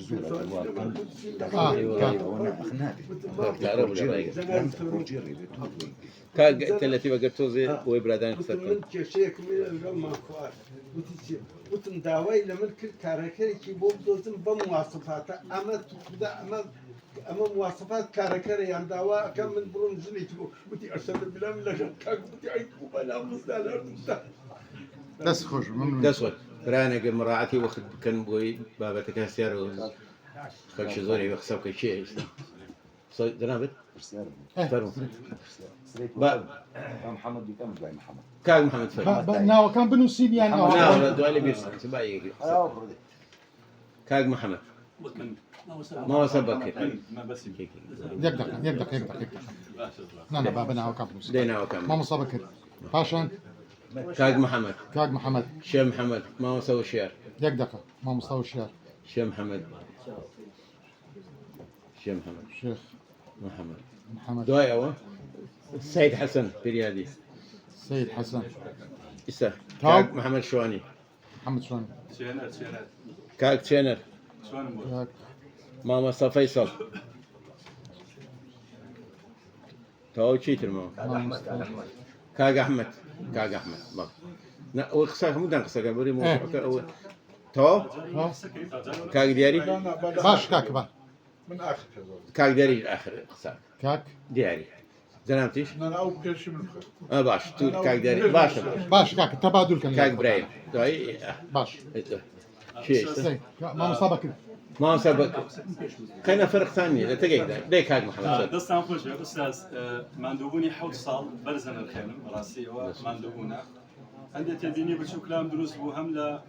چوارچوێت قسەکان تا کە قسەت کرد لەسەر کتێبەکە هەم لەسەر بەرجی کتێبەکە ئەگەر کەسێک بەم شێوازە کە جەنابەت باسێکەکەی بەکر سەقی پاشا بەم شێوازە ڕۆڵی هەبوو بێ دەکرا بە جیاتی بنووسی ئەو فەرماندەی بنووسە ئەو سەرکردەی بەڕاستی فەرماندەمە بە ئامرفەوتێک شەڵی فەرماندە ینی ئەم کەسا ئەگەر کەسایەتێکی ئاوە کاریگەری هەبێت دەکرا بنووسی ئەو سەرکردە چکە بەڕاستی وەکو تێبینێک ئەمە یەک دوو ئەمە هەندە بەرگەکە لە بەرگی دووەمە ئەڵێ القائد عسكري الفلاني القائد العسكري لێرە الفلان کردووە والله يو باش ما كل يعني رميت انا زانم لا لا تو لا لا واي اما يقدو استاذ لسر بابتي اخوتن قسكردن من وكم ميدياكاري قساكم لا اثناء قسكانتا لا تواتي قسكانتا كوماليا دستواجن بدي كرد ك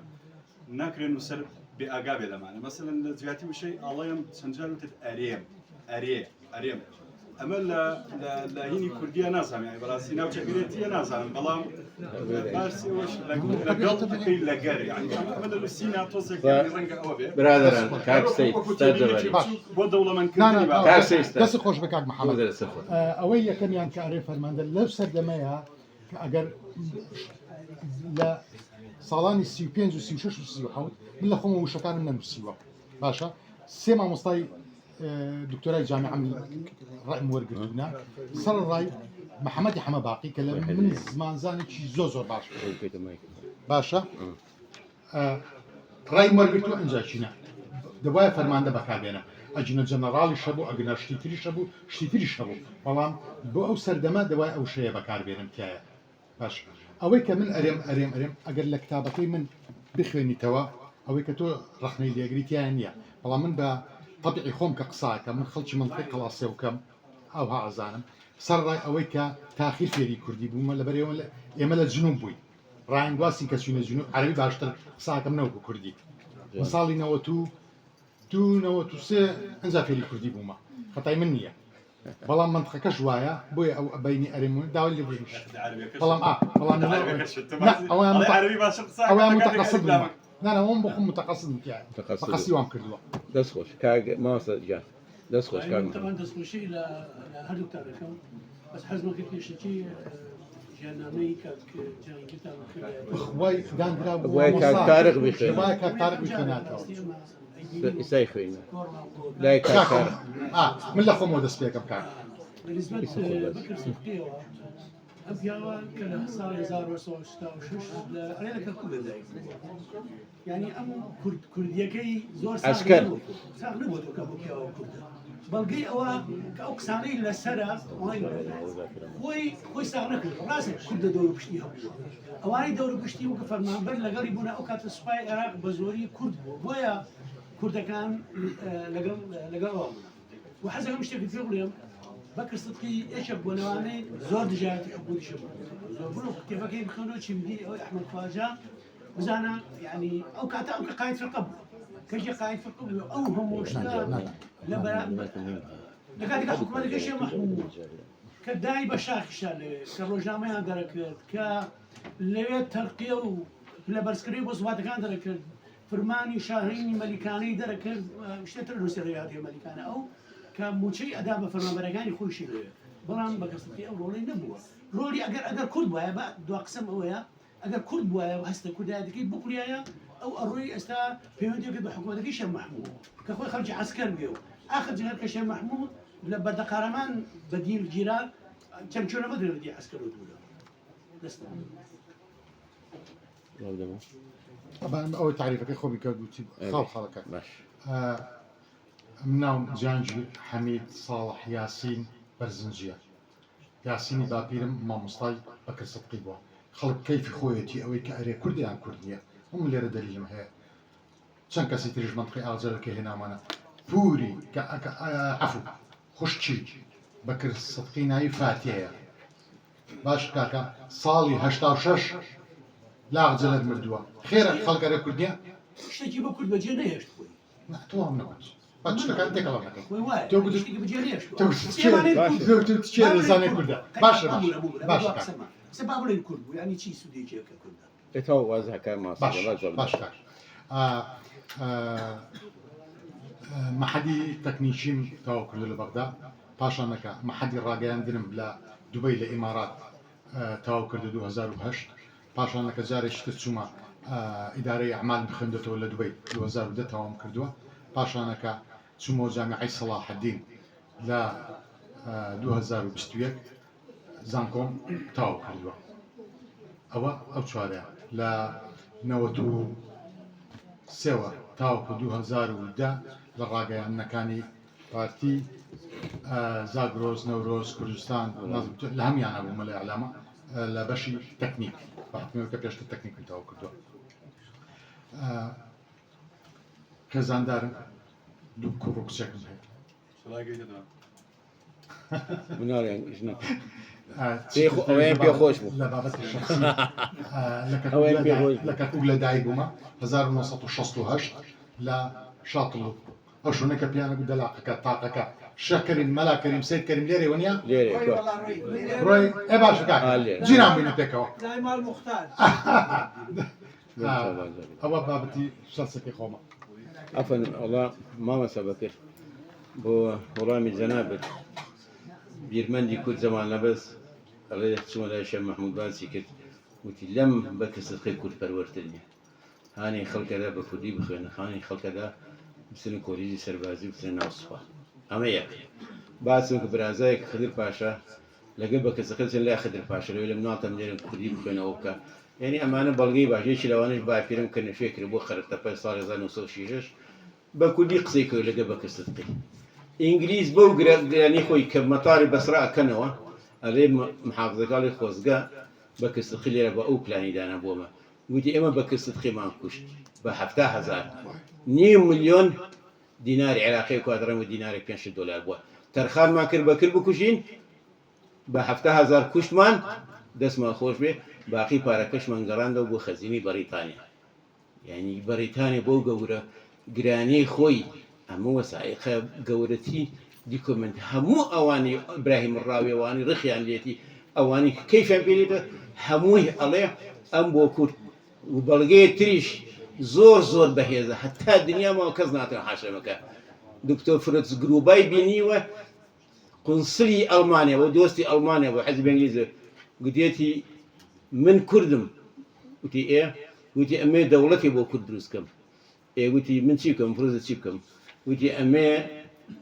پلانێکەوە خەریتەیەکەم بۆ دروستکەی کورد دژمنی زۆرە لە عێراق و لە تورکیا و لە هینە لە زاخۆوە هەتا خانەقینە چرە سەر سنوور بە تایبەتی سنووری تووشە و ئێران ئەڵێ دەوڵەتی دروست دەکەم لە ڕۆژهەڵاتی ئەناضۆڵ بۆ ڕۆژ ئاوای باڵ لە ئێران هەتا گاتە حدودی عێراق تورکیا ڕۆژ ئاوای کوردستان کە تیرۆریش کرا ناو جانتە ڕەشەکەی ئەو پلان و خەریتە هەبوو کۆنە لە حایس یەکێ لەوانە بوو کە جبەخانەی گەورەی هینایە کەرکووک دوای ئینقلابەکەی بە کردستقی لەسەر دەستی بە کردستقی یعنی 18,000 فیشەکی تۆپاوشتنی هێنا لەگە 18 تۆپهاوێژی باڵێن بۆ ئەو سەردەمەهی ئەڵمانی هاوردە کەرکووک بە ئەنقەسیش هاوردێ کەرکووک خۆی قایچەکە زۆر گرنگی بەکردە بۆ مەسەلەی زمانیش باپیرم کە نەفیەکرە چی لای بە کردستقی لیا بزی بە چی قسەی گولی بە کوردی دۆستمەوە بە کوردی قسەی جوا غەفرتو ئەگەڕێیتەوە مشتێکم لەگە سەرکەوتو بریسکەش بۆ کە پرێزەوەی شەی گەڕێنێتەوە بە خیتار ئەگەڕێتەوە لە گەونی دابەت بەناو دیەکەمە قیتارەکەی کەرکڕە لە قەرەتەپۆ یعنی ئەمانە مامۆستا لەمانە بەڵگەزیە زۆری تایە یعنی وە زمانە بەزە ئەوە شێخ مەحموودە ئەوە شێخ لەتیفە ئەوە خدر پاشایە ئەوە فراد عونی ئەڵێ لەگە باو کچی لەگە ساکان مەلاحی ناوەیەکی لە عەشرە گەورەکانی مووسە چوی گوتی بۆسە لەگە ئەونی شاعر گوتی چییە وتی دابزی سێتفی کرد بصق 3 بصقات تفلات يعني دول الرئوة تف في عرسة خالية لا عادش عرسة قلت لي يا بكر صدقي شهيد بو ليوتيوب هيا بكر صدقي شهيدي كله خوي الشعري نسير سري دلدارو او نشاعر نسيانه قوران نسيوتي زمي سلق الزاوي ككود نسيتي معروف صافي كباو شكر داي شعري بنسيتي شاعر العرب والعراق مهدي محمد زواهري نسيتي لما انا هموي اثباتك همو اني لبغداد وان ازادي خوازو بيش كوتو بالتقدم انا هموي اما اسلمين كبكر استخيل سد كرداتي ولا سد دولتي كردي او تايت لك شي دياره بكر او فرمان كردي ويس لهناوي عراق بريطانيا دولتي كردي دروز داول يبرز كموزع بابا تكزور جن قبي حقي دمي باي وشي باي شي ما مستوى الشيار ما مستوى الشيار فهم سال خوش به براستی کتێبێکی زۆر ناوازەیە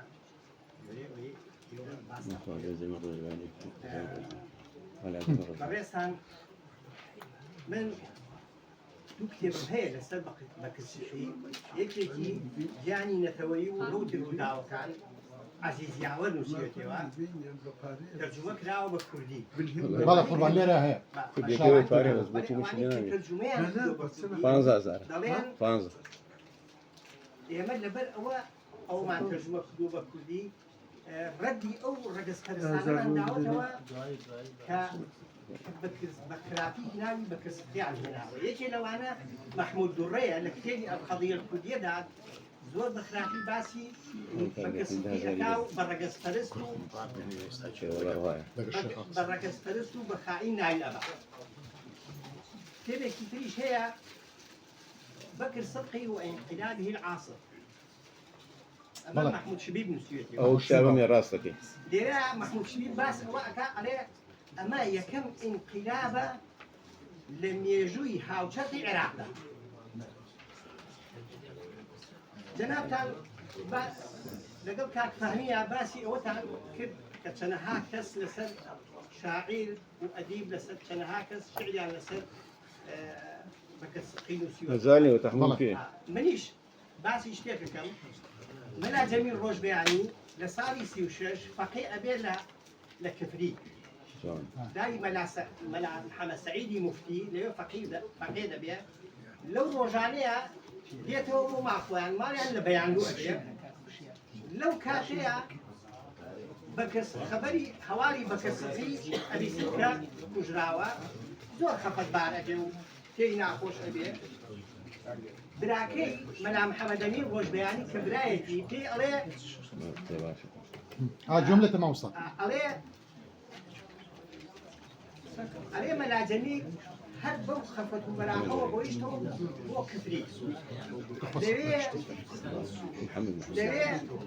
وتاريخ النسية وتاركا بو روجي دواي سؤال قتال بيت يبو بغداد لبغداد بسرد شن دوست وناسيا كا بلاي ركا اي داخل دسيان يجيك لوانا كابلايك داودي ابي بيوا بناوي عونيه لبي خوي لمال نادي اي دا بدس كتكي وكتك جواتي اكا امشتيكي زور جريدو ابي بقيت باوتي ببريده عينيه باوتي لا حلاده ببريده عينيه لبريده اجيده كلا بريده اجيده لبي كبريده اجيده ايضا بامن امن يكسر اذا بامني كركو دعوة لكفري أكن ملاجمين أجرين بجيراي هنا مو كفري مو كركو كأي هنا مو كركو ما هو سوي شارع توزع بله هني كي كودي كي تون كأي جرين بهالحال إتر محكمة كري حكم أدري سياسة حكم أدري لسر أوام بلام بداخوا شو كأو بابتلا جوبارو أو يبلاو نكراوت والناس عن شيء جنسراوا رنجلا لأرشيفي محكمة هبه بقول شو كمحكمة كراو سياسة الحكم أدري كحكم أدري أي يربو حويجة أو كاتيك ياسين هاشمي ريالي أو ذاك کە دۆگەیەک لە بەناو حەویزیان تێپەڕ کرێ مەلا جەمیل لەوێ دەبێتە مراقب لەسەر ئەو کرێکارانە زۆر سپاس. ممنون بژێت مامۆستاجان دەستی خۆش بێت مامۆستاجان بەس یەک شتێک بۆ تەوزیح بابەتی مێژووی ئەوە بابەتێکی ئەکادیمیە یعنی من نەچوومە قسەی یەکێک بێنم کە سەرچاوەم نەداتێ قەزم ئەوین تۆ نییە ئەو بۆ عام ئەم بابەتە لە گۆڤارە بڵاو کراوە. أنا أزانم نانا كبلاو كلايو أوي ما جميل أزانم كبلاو كلايو توثيق هذا قصدي من لويا من زياترين شت من لتشوار سرچاوي شش ونيا شش سرچاوي كردي كباسيان كردوا سي دكتورن أوان ترين أوي ترم ين بريطانيا ين ألمانيا ين عرب أوانا توثيقا وثائقا هاتونا مثلا خلق زۆربەی ئەچێت ئەو بابەتە نەجەت فەتحی سەفوەت بە تایبەت ساڵی 83 بۆ سەدام حوسێنی تەرجمە کردووە دوو نوسخەیە یەکی بۆ سەدام حوسێن یەکیان لە بەسرا لە جامیعەی بەسرایە کەسی تر نیەتی هەموو بازاری هەولێر بگەڕێ بازاری کەرکوو بگەڕێ بازاری بەغدا بگەڕێت چون بە تایبەتی تەرجمەیان کردووە بۆ ئەو یعنی کە بە شتەکانە گەڕاوە بۆیە هەندێک شت کە لە وەسایقی بەریتانیەوە کە تەرجمە کراوە بۆ عەرەبیەکە و بۆ یەکێک ئەوە نییە کە برێی ئەم لە ئەولایەتیا هەبێت بابەتەکەی من کە ئەرێم یعنی ئێمە کە سەرچاوەکەمان وەرگرتووە تۆ کە بچیتەوە سەرچاوەکە بگەڕێتەوە سەر ئەسڵەکەی من ژوان کردووە چوومەتەوە سەر ئەسڵەکەی هەمویان ئەوانەی کە هاتوونە باسی بە کەسەقییان کردووە مشکلەی گەورەیان بابەتی سەرەکی گەورەیان کێشەی گەورەیان لەگە بە کەسەقی ئەوە بووە کە تعریفەکەن ئەرێن بە کەسەقی ڕقی لە ئیسلام بووە ڕقی لە عەرەب بووە ئەوها ئەرێن پاشانەکە کە دێن ئەرێن کورد بووە ویستوێتی دەوڵەتی کوردی دروستکە هەمیشەش بە دوای ئەو کەسانەیە گەڕاوە کە لە چوارچەوەی دەوڵەتە بووە شتێکمان هەیە لە ناو خەڵک باوە کە ئەیانگوت نا عەرەب نا عەرەب ئینسان نا حیوان نا حشتر حیوان و نەدا خوما دارە کەم کەس ئەزانێت لەکوێ هاتووە لەکوێ هاتووە سەلاح الدین سەباغەوەمان بۆ ئەیجێڕێتەوە سەلاح الدین سەباغێرە لەناو سەیارەیە کە بە پێش دەرکەی ماڵی نوری سەعیدا تێپەڕن لەوێ ئەو باسە ئەکرێتەوە و چێ زانیوێتی دوای ئینجاچینە حزبی وەبزانم ئەوە کردیە شیعاری خۆی پاسۆک بۆ نەبوو مامۆستا بە تەمەنە پاسۆک کردی شیعاری خۆی وە نەبوو هەندێک شتەی لە کۆنەکانەوە وەرگیراوە عەفوم کە شێخ محەممەد ئەو تلم مامۆستا دەست خۆش بێ خێر بێ هەر لە هەولێرەوە بۆ ئێرە مامۆستا مؤەید وەنداوی هەیە چەند کتێبێکی مێژووی هەیە تاریخی هەیە نازانم خوێندوتەوە بەڵێ خۆدا اتصالم لەگەری كتابك الشخصيات الكردية العراقية في الوثائق البريطانية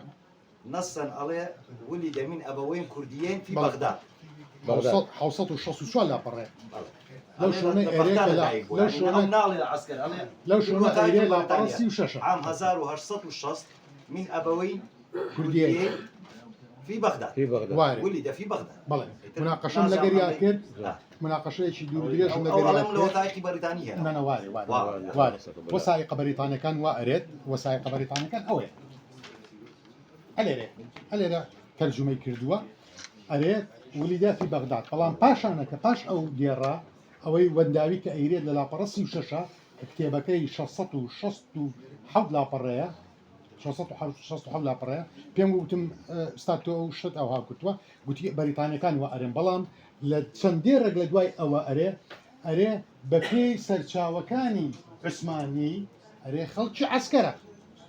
بكي سرچاوي لا سكرت معه سكرت بس كتابك وانا أنت بيتر من كتابك واري دواي أري بكي سرچاوكاني بريطانيا كان مواليدي صالي 1890 وايا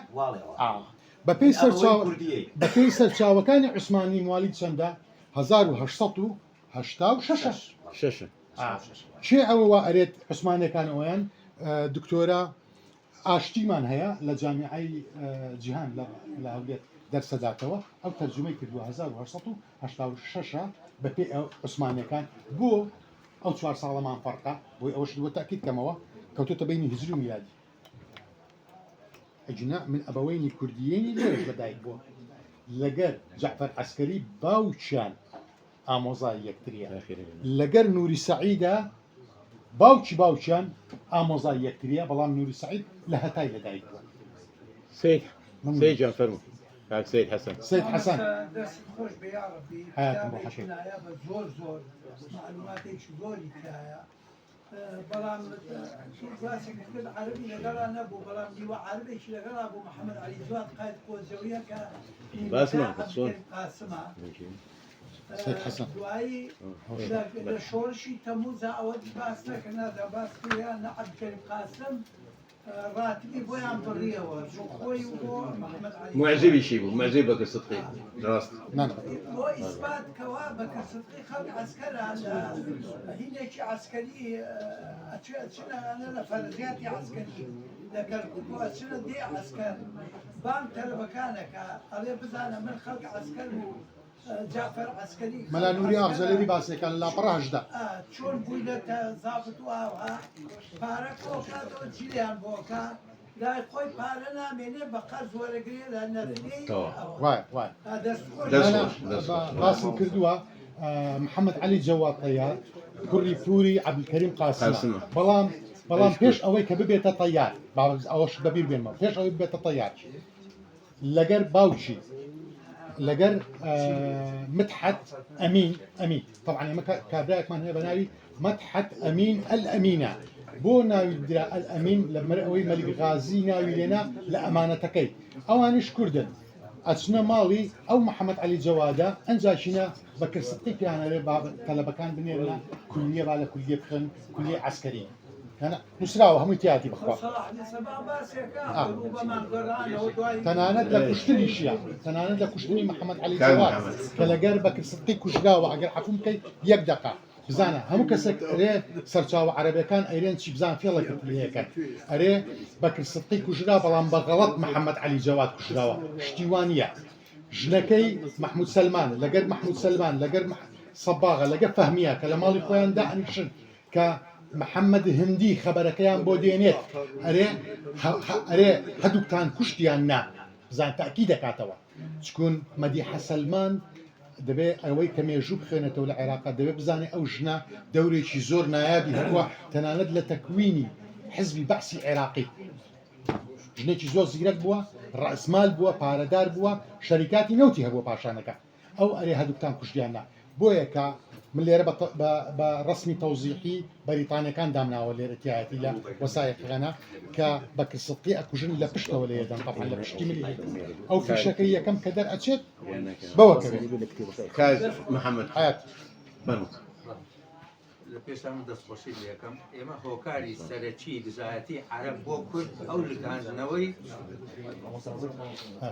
لگاندنەوەی کوردستانە بە عێراقەوە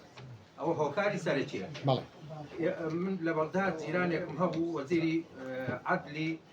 نووری سەعید بوو ناوی دکتۆر فاضل عەباس حلمی الحلی ڕۆژێ بۆمی باس کرد وتی وەرە با بۆت باسکەم ئەبوو فؤاد بزانە بۆ کورد نەبووەتە دەوڵەت وتم بۆ گوتی لە سایکت پیکۆ کە ئینگلیزەکان و فەڕەنسیەکان دانیشتن ئەم وڵاتانە دابەشکەن وتی ئینگلیزەکە وتی ئەگەر عەرەب هەزار عەرەب لەبان گردێک بوون مختارێکیان هەبوو بیان کەنە دەوڵەت با 200 دەوڵەت عەرەبی هەبێت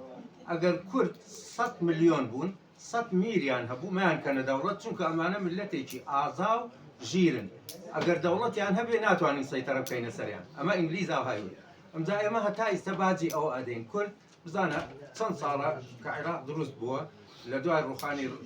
دەوڵەتی عوسمانی لە چۆ بیستان عەرەبێک شۆڕشێک بکات یان شۆڕشێکی نەتەوەی بکە یان شتێک بکە هەر کوردە شۆڕشە جێڕێ هەر کوردە میلەتێکە ڕازی نییە بە ژێردەستەیی ئەمجا ئەوەیە هۆکارەکەی کە ئەمانە هەمووی ئەم پیلانانە خۆی بەکرسڵتی کە بۆ قاید فەرقەی دوو هەرچی کورد هەیە ناو سوپای عێراق گشتی نەقڵ کردە فەرقەی دوو بۆ ئەوەی لە دواییە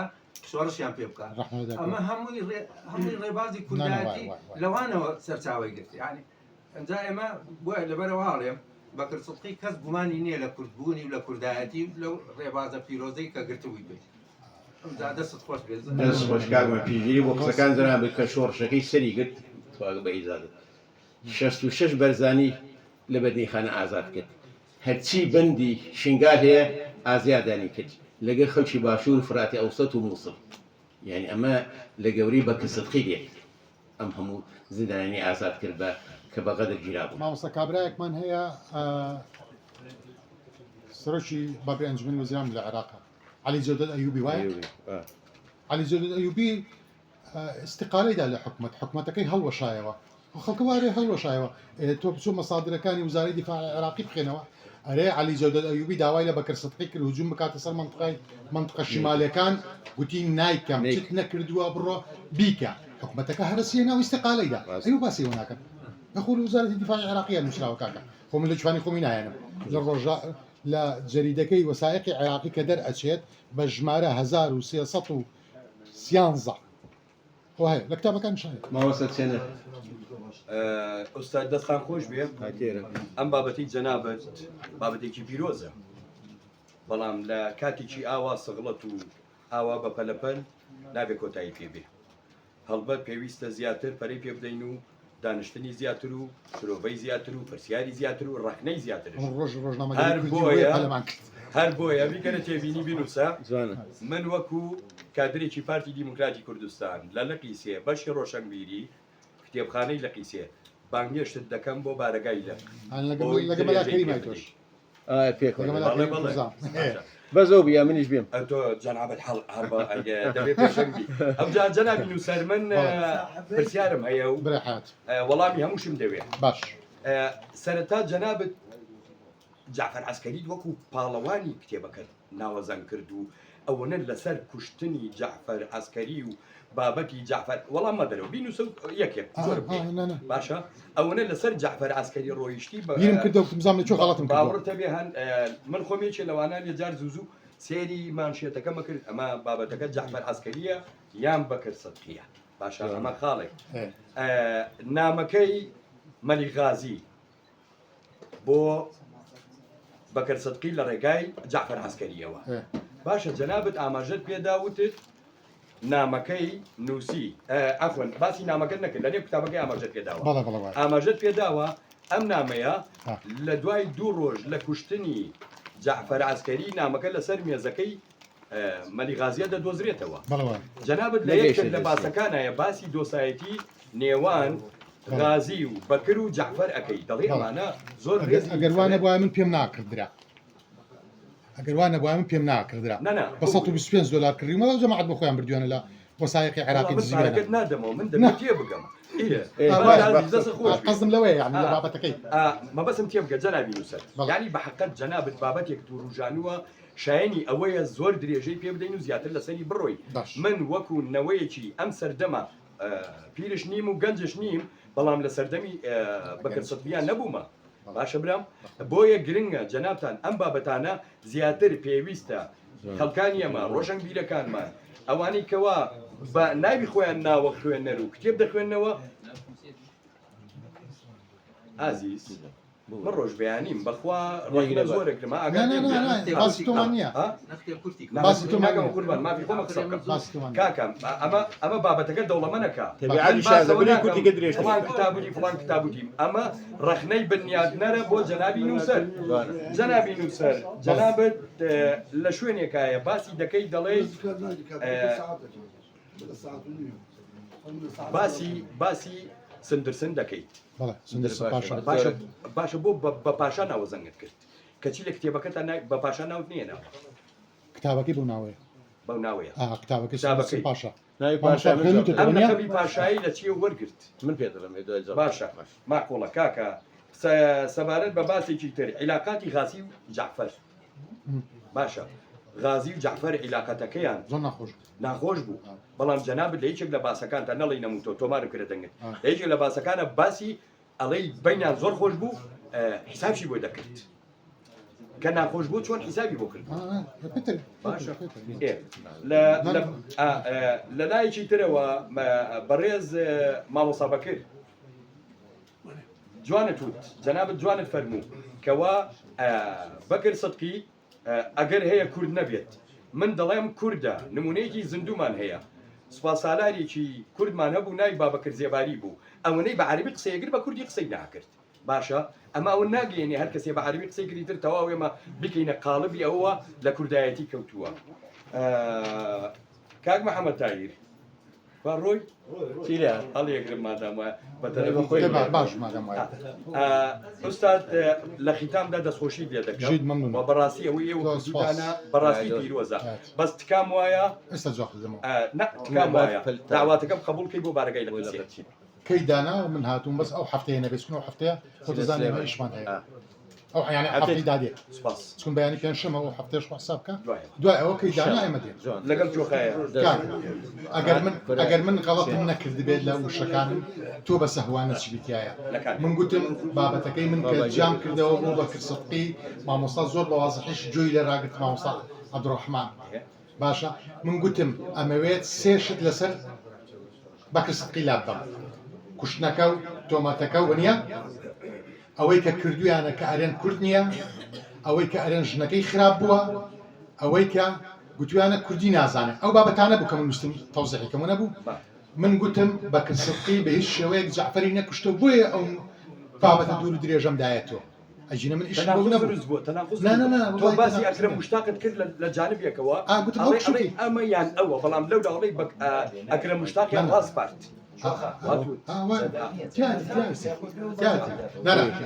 بزانە بۆیە ئەوەی چکون من هەندێک شتێ لە کتابەکەیە هین بووە یعنی ئەوە من گوتم ئەمەوێ ئەو چڕەد و کەڵ و نەزانینە و ئەو تەمە مژەی کە لەسەر بەکر هەیە کە ئەرێن جەعفەری کوشتووە لای بدا من وام گوت من خاڵەکەی من لەسەر ئەوەیان بوو بۆیە ئەو ڕوونکردنەوەی من کە تۆزێک درێژ بوو لەسەر جەعفەر دوای جەعفەر کاکە عەفومکە جەعفەر کابرایشی کەم نەبوو لە عێراق ئەزانی جەعفەر عەسکەری هۆکاری دروستبوونی عێراق و هێنانی مەلیک فەیسەڵە دوو نامەی جەعفەر عەسکەریم هەیە کە بە مەلیک فەیسەڵ ئەرێ یەکیشیان بە بەریتانیەکان ئەرێ من خولامی جەنابتم هاتی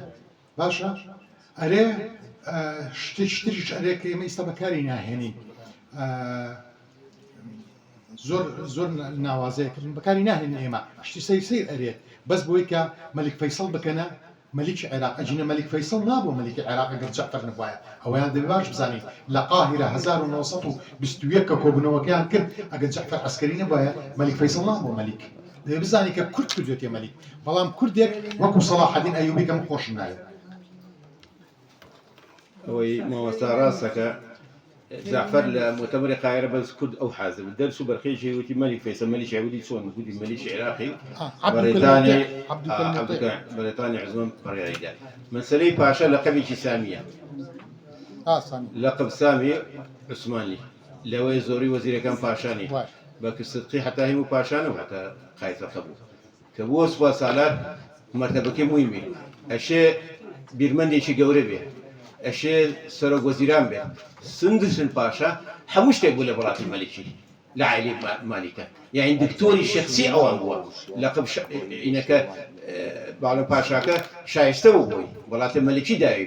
یعنی من لەقەبێکی سامی عوسمانلیە لە عێراقش لەبەر ماوەیەک مەثەن تازە عوسمانلیەکانە مابوون هینەکەی و سێ لەقەبیشێ بۆ ئاگەر ئەتفاگەر زەی بدەن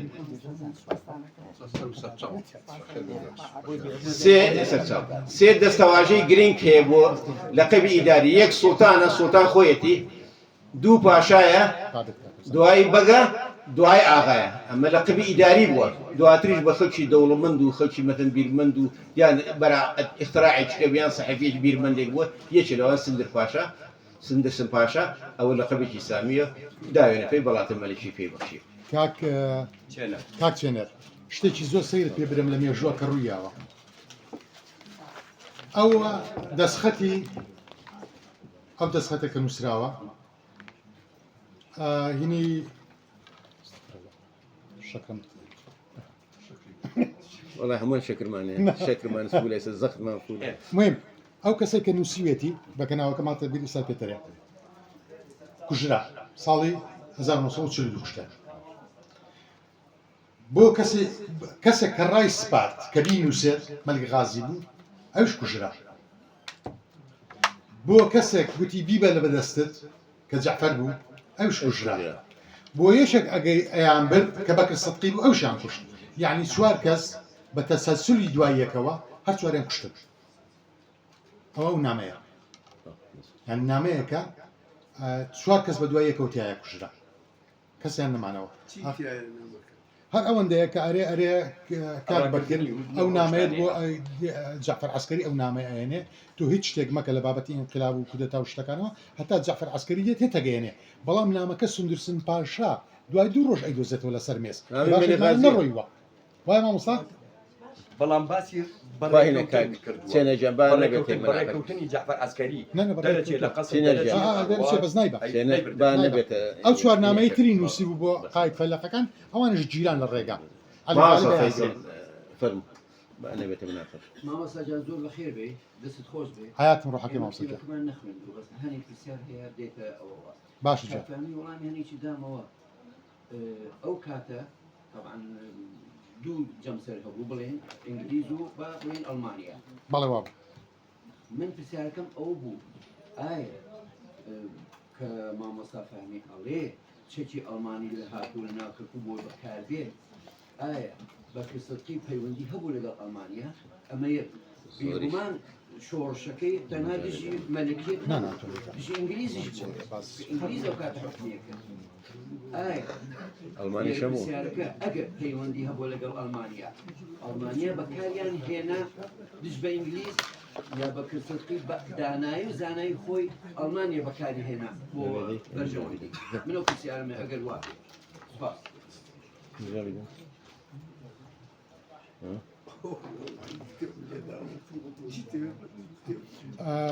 مامۆستا گیان گۆربەمان هەیە کە سەفیری ئەڵمانیا بوو لە عێراق لە ساڵانی سیەکان و پاش ساڵانی سیان هەتا پاش جەنگی جیهانی دووەمی ژمایەوە گوربە ئەو بۆ خۆی وائرێ من وان نارێم دوای گوربە ئەو کتابەی لە ساڵی 1960 چاپ کراوە یعنی کەس پێویستی بەوە نەکردووە بچێت پێی برێکا کە وەرە پارەتە دەمەشتێکی باش لەسەر بەکرد بنووسە یان بە خراپی بنووسە یان لەسەر عێراق بنووسە شتی وانە بووە ئەو کاتە لە ڕووی عەسکەریەوە وا ئەبینن کە خۆیان لە بەریتانیەکان جیا بکەنەوە بچنە بەرەی ئەڵمانیەکان چون لەسەر دووشت ئەگەر کابرایەک زمانزان بێت خوێندەوار بێت کتابی چاپکرا بێت کتابەکانی لە عێراق ئەوکو عەسکەری بخوێندرێت یان لە مەکتەبەکان ئەوکو وەرزش بخوێندرێتینی بەکر سەدقیە معقولە نەزانێت کە کێ باشترە لە چێ یان سەروبەری خۆی بکات لە بینی بەریتانیەکان و لە بینی ئەڵمانیەکانە بەلای ئەڵمانیەکان هاتووە من وا تەسەوڕەکەم کە لەسەر ئەو ئەساسە بوو کە ئەوان ئارین و ئێمەش ئارین ئەبیرێکی وا هەبووە سەرڕای ئەوەی کە زۆری ڕق لە بەریتانیەکان بۆ لەسەر بابەتی شێخ مەحموود ئەو بۆی ئەو برادەرە بزانێت کە دژایەتی شێخ مەحموودی نەکردووە بەڵکو نامەی بۆ ڕەوان کردووە شێخ مەحموود کە لێ ئەپرسن لەسەر باکر سدقی چۆنی باش ئەزانی وڵاممان ناداتێوەکو وڵامێکی ڕاستەقینەی کە بزانین چییە ئەرێت باش ئەوەندارێ بەڵام شێخ لەتیفی برایی وا نارێت شێخ لەتیف چکول لەگەریا بووە حرەکاتی شێخ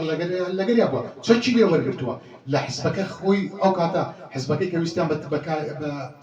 بابرێن پەرەی پێ بدەن ڕایان گرت هەتا لەگەر بەکرا بوون بۆی بزان بەکرد چیە کات بەڵام پاشانەکە بابەتی زەردەواڵە ئەنجا دێتە گۆڕە و شتەکان ڕۆدا نانە علاقاتێکی زۆر باشە هەبووە مامۆستا فەیسەڵ ئەو کاتە سەراحە بوو بین ئەڵمانیا و بەریتانیا بۆ نمونە ئەگەر بۆمان ڕستە بازێکی تورکیا بچوایە مەوعدی هەبوو لە هیتلەر هیتلەر کەسێکی جیهانی سەر شەڵی باسێکە لە خەبەر خەڵگیە ترسێ مەوعدی لەگەی هیتلەر هەبووە ینی بەریتانیاش ئەوەیە زانین بەزیتر ئەمە دوو دەوڵەتی عوسمان ینی ئەو مەنزالە هەبووە مامۆستا خەلیل قساقی برایم دوای کاک دیاری خێنەخی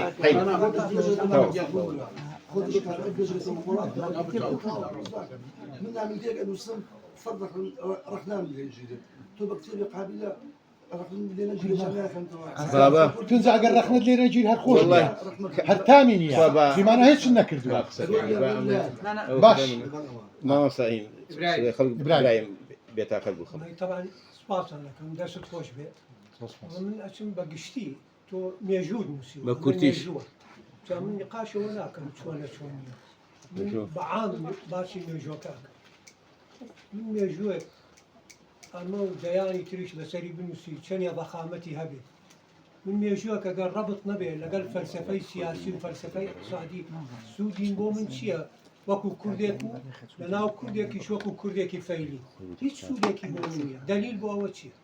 تو أمي جوا لەکوێیە فریای من بکەوێ من نەک هەرێمی کوردستان عێراقم کووردە بەدەلیل ئەم قسەیان من نییە ئەم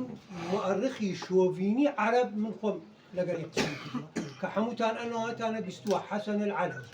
ئەڵێ من مامۆستای سەدامم من فێری سەدام بە عەلامم کردووە فێری سەدام بە ثەقافەم کردووە منم مامۆستای ئەو ئەڵێ بە من ئەڵێ تۆ عمرت 6,000 ساڵە من عمرم لە عێراق 1400 ساڵە کەواتە من خاوەنی عێراقم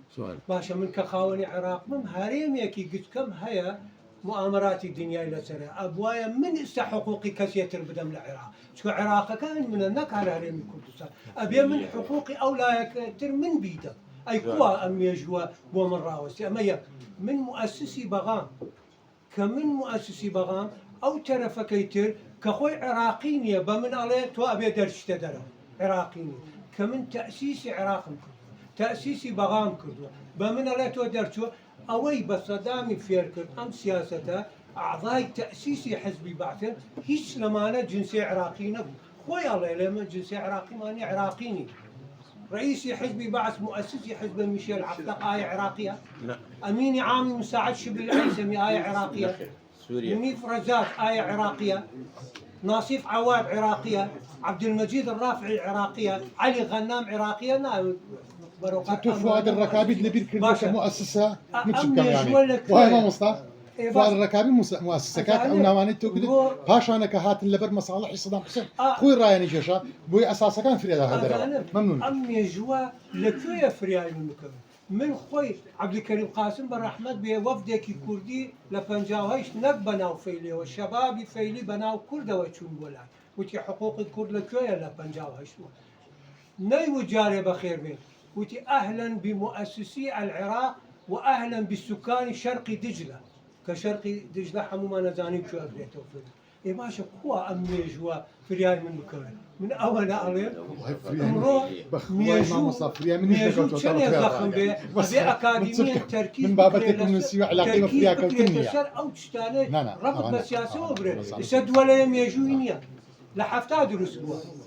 اتحاد سوفيتي أمريكا صلاي أكل شون قضايا الشرق الأوسط حل لحف يا باشا من لحفتها شو رشيكم هو اتفاقي كايد يعني الرأس جاملة سورينا صفات حياة روحك ما مصطفى فريام ناكل سياسة أما دمك أزاني بخوان ميجو كمان فرياي خوان نكوتو تكون خوما فرياي خوان نكوتو نخوش شكل وياه مش باسوا بەڵام من بابەتێک نووسیوە لەگەر ئەوەی تویا تۆزە دوورە ئەوەی من مێژوویەک و مێژوویەکی کۆنا بابەتەکەی تۆ سیاسیە من ژنە وڵاینە لە ڕووی مێژوو نازانم جوابی بابەت سیاسەکە بدەم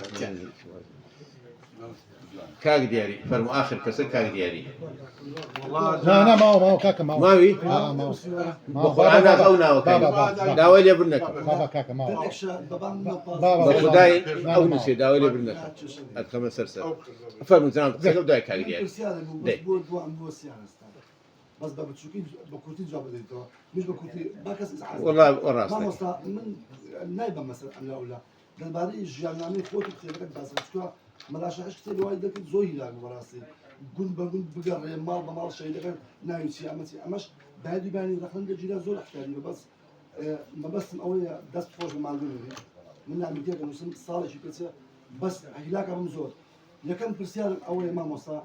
ام كتابه جانامك أمم مصابة إسر باسكت جانامك كباس تابك تششنيها لبركات ناو كتابك دوسرا وجانامي كسيك خلق لا يخوض عنا بلي جانامي من؟ لا جانامي كتابك خان أو كتابك بدر سنتري بالله كعلي خلي أغزل تياتي بس بدر درجتين بزمانك بكمان برأي كتاب عربي ترجميكي بويكا ضرمن ببابتك بوزيان زون دوم بسيارم بقول تبع خمس تو يكسر جواب دمو يام بسيارة كتير بتميل كدوت بعرف من دكتور معن قيسي داوي كردوا دكتور صفاء داود القيسي داوي كردوا سيسوا كس دكتور حميد عبد الله أوي كبرنامج سياسي نكال العراق داوي كردوا بلان كيش كمان نا من خواجة بعربي بمسازو تتاو ما كرت شو عربي كباش نظام لكردية كا كردية كده متو مصطفى محمد حمد باقي بوي پیا بچێتەوە و جارتی بنووسێتەوە کێشەکەمان لەوەیە بۆی ئەو برادر ڕخنەی لەگرتم گوتی تۆ ئێمە و نازام چ بکاردێنێ و شتەکە بەکاردێنی بەخوا ئەگەم لێنێ من تەکزی لێ ناکەم من تاقی فێری کوردی بوومە بەڵام ئەزانم بابەتەکە چیەکە ئەینوسمەوە یەکێکی کوردی زمانزانێکی باشدا ئەنیشێت چاچێکە مشکلمان ئەو نییە ئەوان ئەیانویست بە عەربی بێت جاری یەکەم جەماعەتی بەڕام چکو من لەو ماوەیەی ئەوەندە ساڵە 12 زیاتر چوومەتە بەغدا من چوومە سەر قەبرەکەی بەکرد لەگەل لە تەنیشتی کە محەممەد علی جەواد تەیارە لە تەنیشتی نەسرەدین نەشئەتە نەسرەدین حیمایە تایبەتەکەی بوو کە پاش ڕۆژێک ئینتیحاری کرد نەسرەدین هەورامیە گوتم بەس ناوەکەی ڕشکمەوە بە قەڵەم بۆی دیار بێت لە تەسویر گوتی دەوێت بچی موافقەی وزارەتی دیفاع بۆ بێنی ئەکرێتە عەرەبی ئەکرێتە عەرەبی ئەکرێتە عەرەبی 56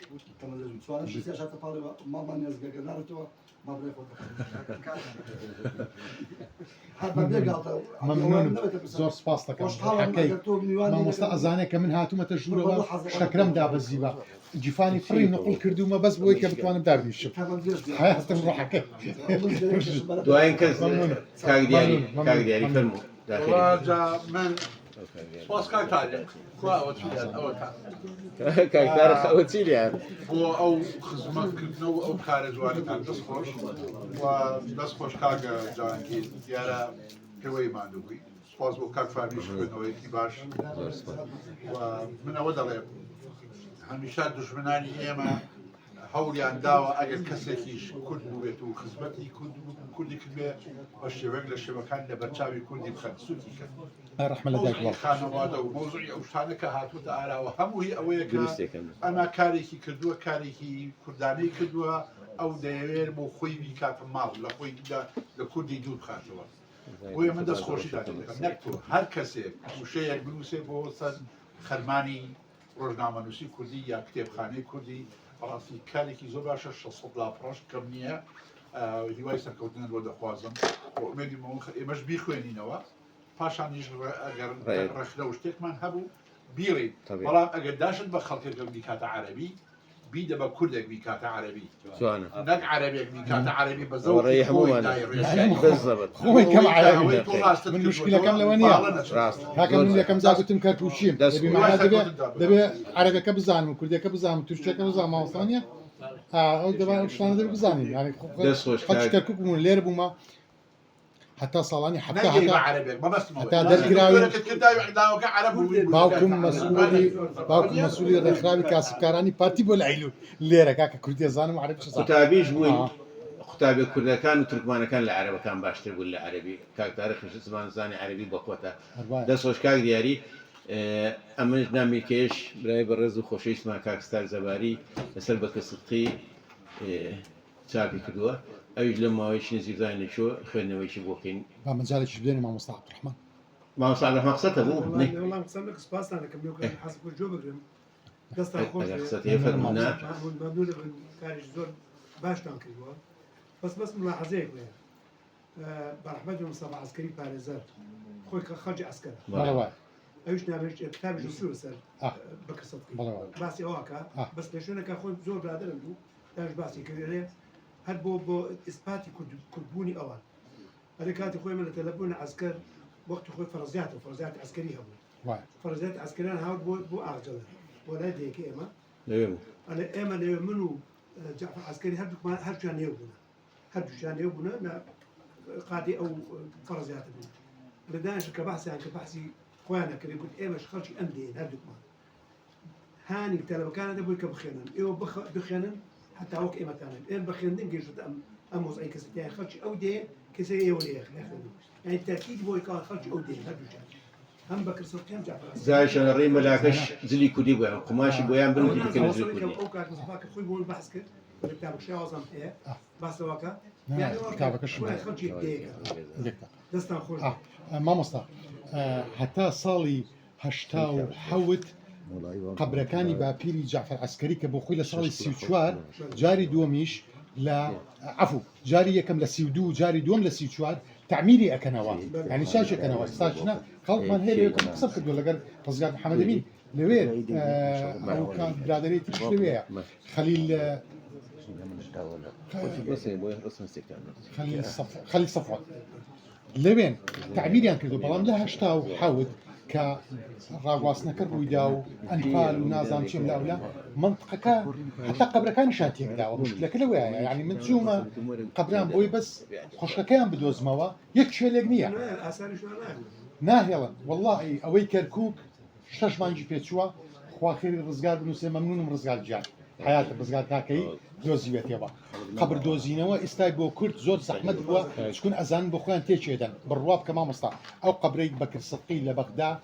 تۆزێکی تر تێکەدەن تێچێدەن چکون چارچێوەکەیان هەڵگرتووە شتەکانیان هەڵگرتووە من گوتم بەس سبوخی کێنونێ هێشت باش کۆتایی دیاری لۆگۆی کتێبخانەی کارێز پێشکەش بە کاک دیاری پێشکەش بە کاک دیاری پێشکەش فەرمووی کاکێن بچۆ دوای ڕسمێکی جەماعی شەگری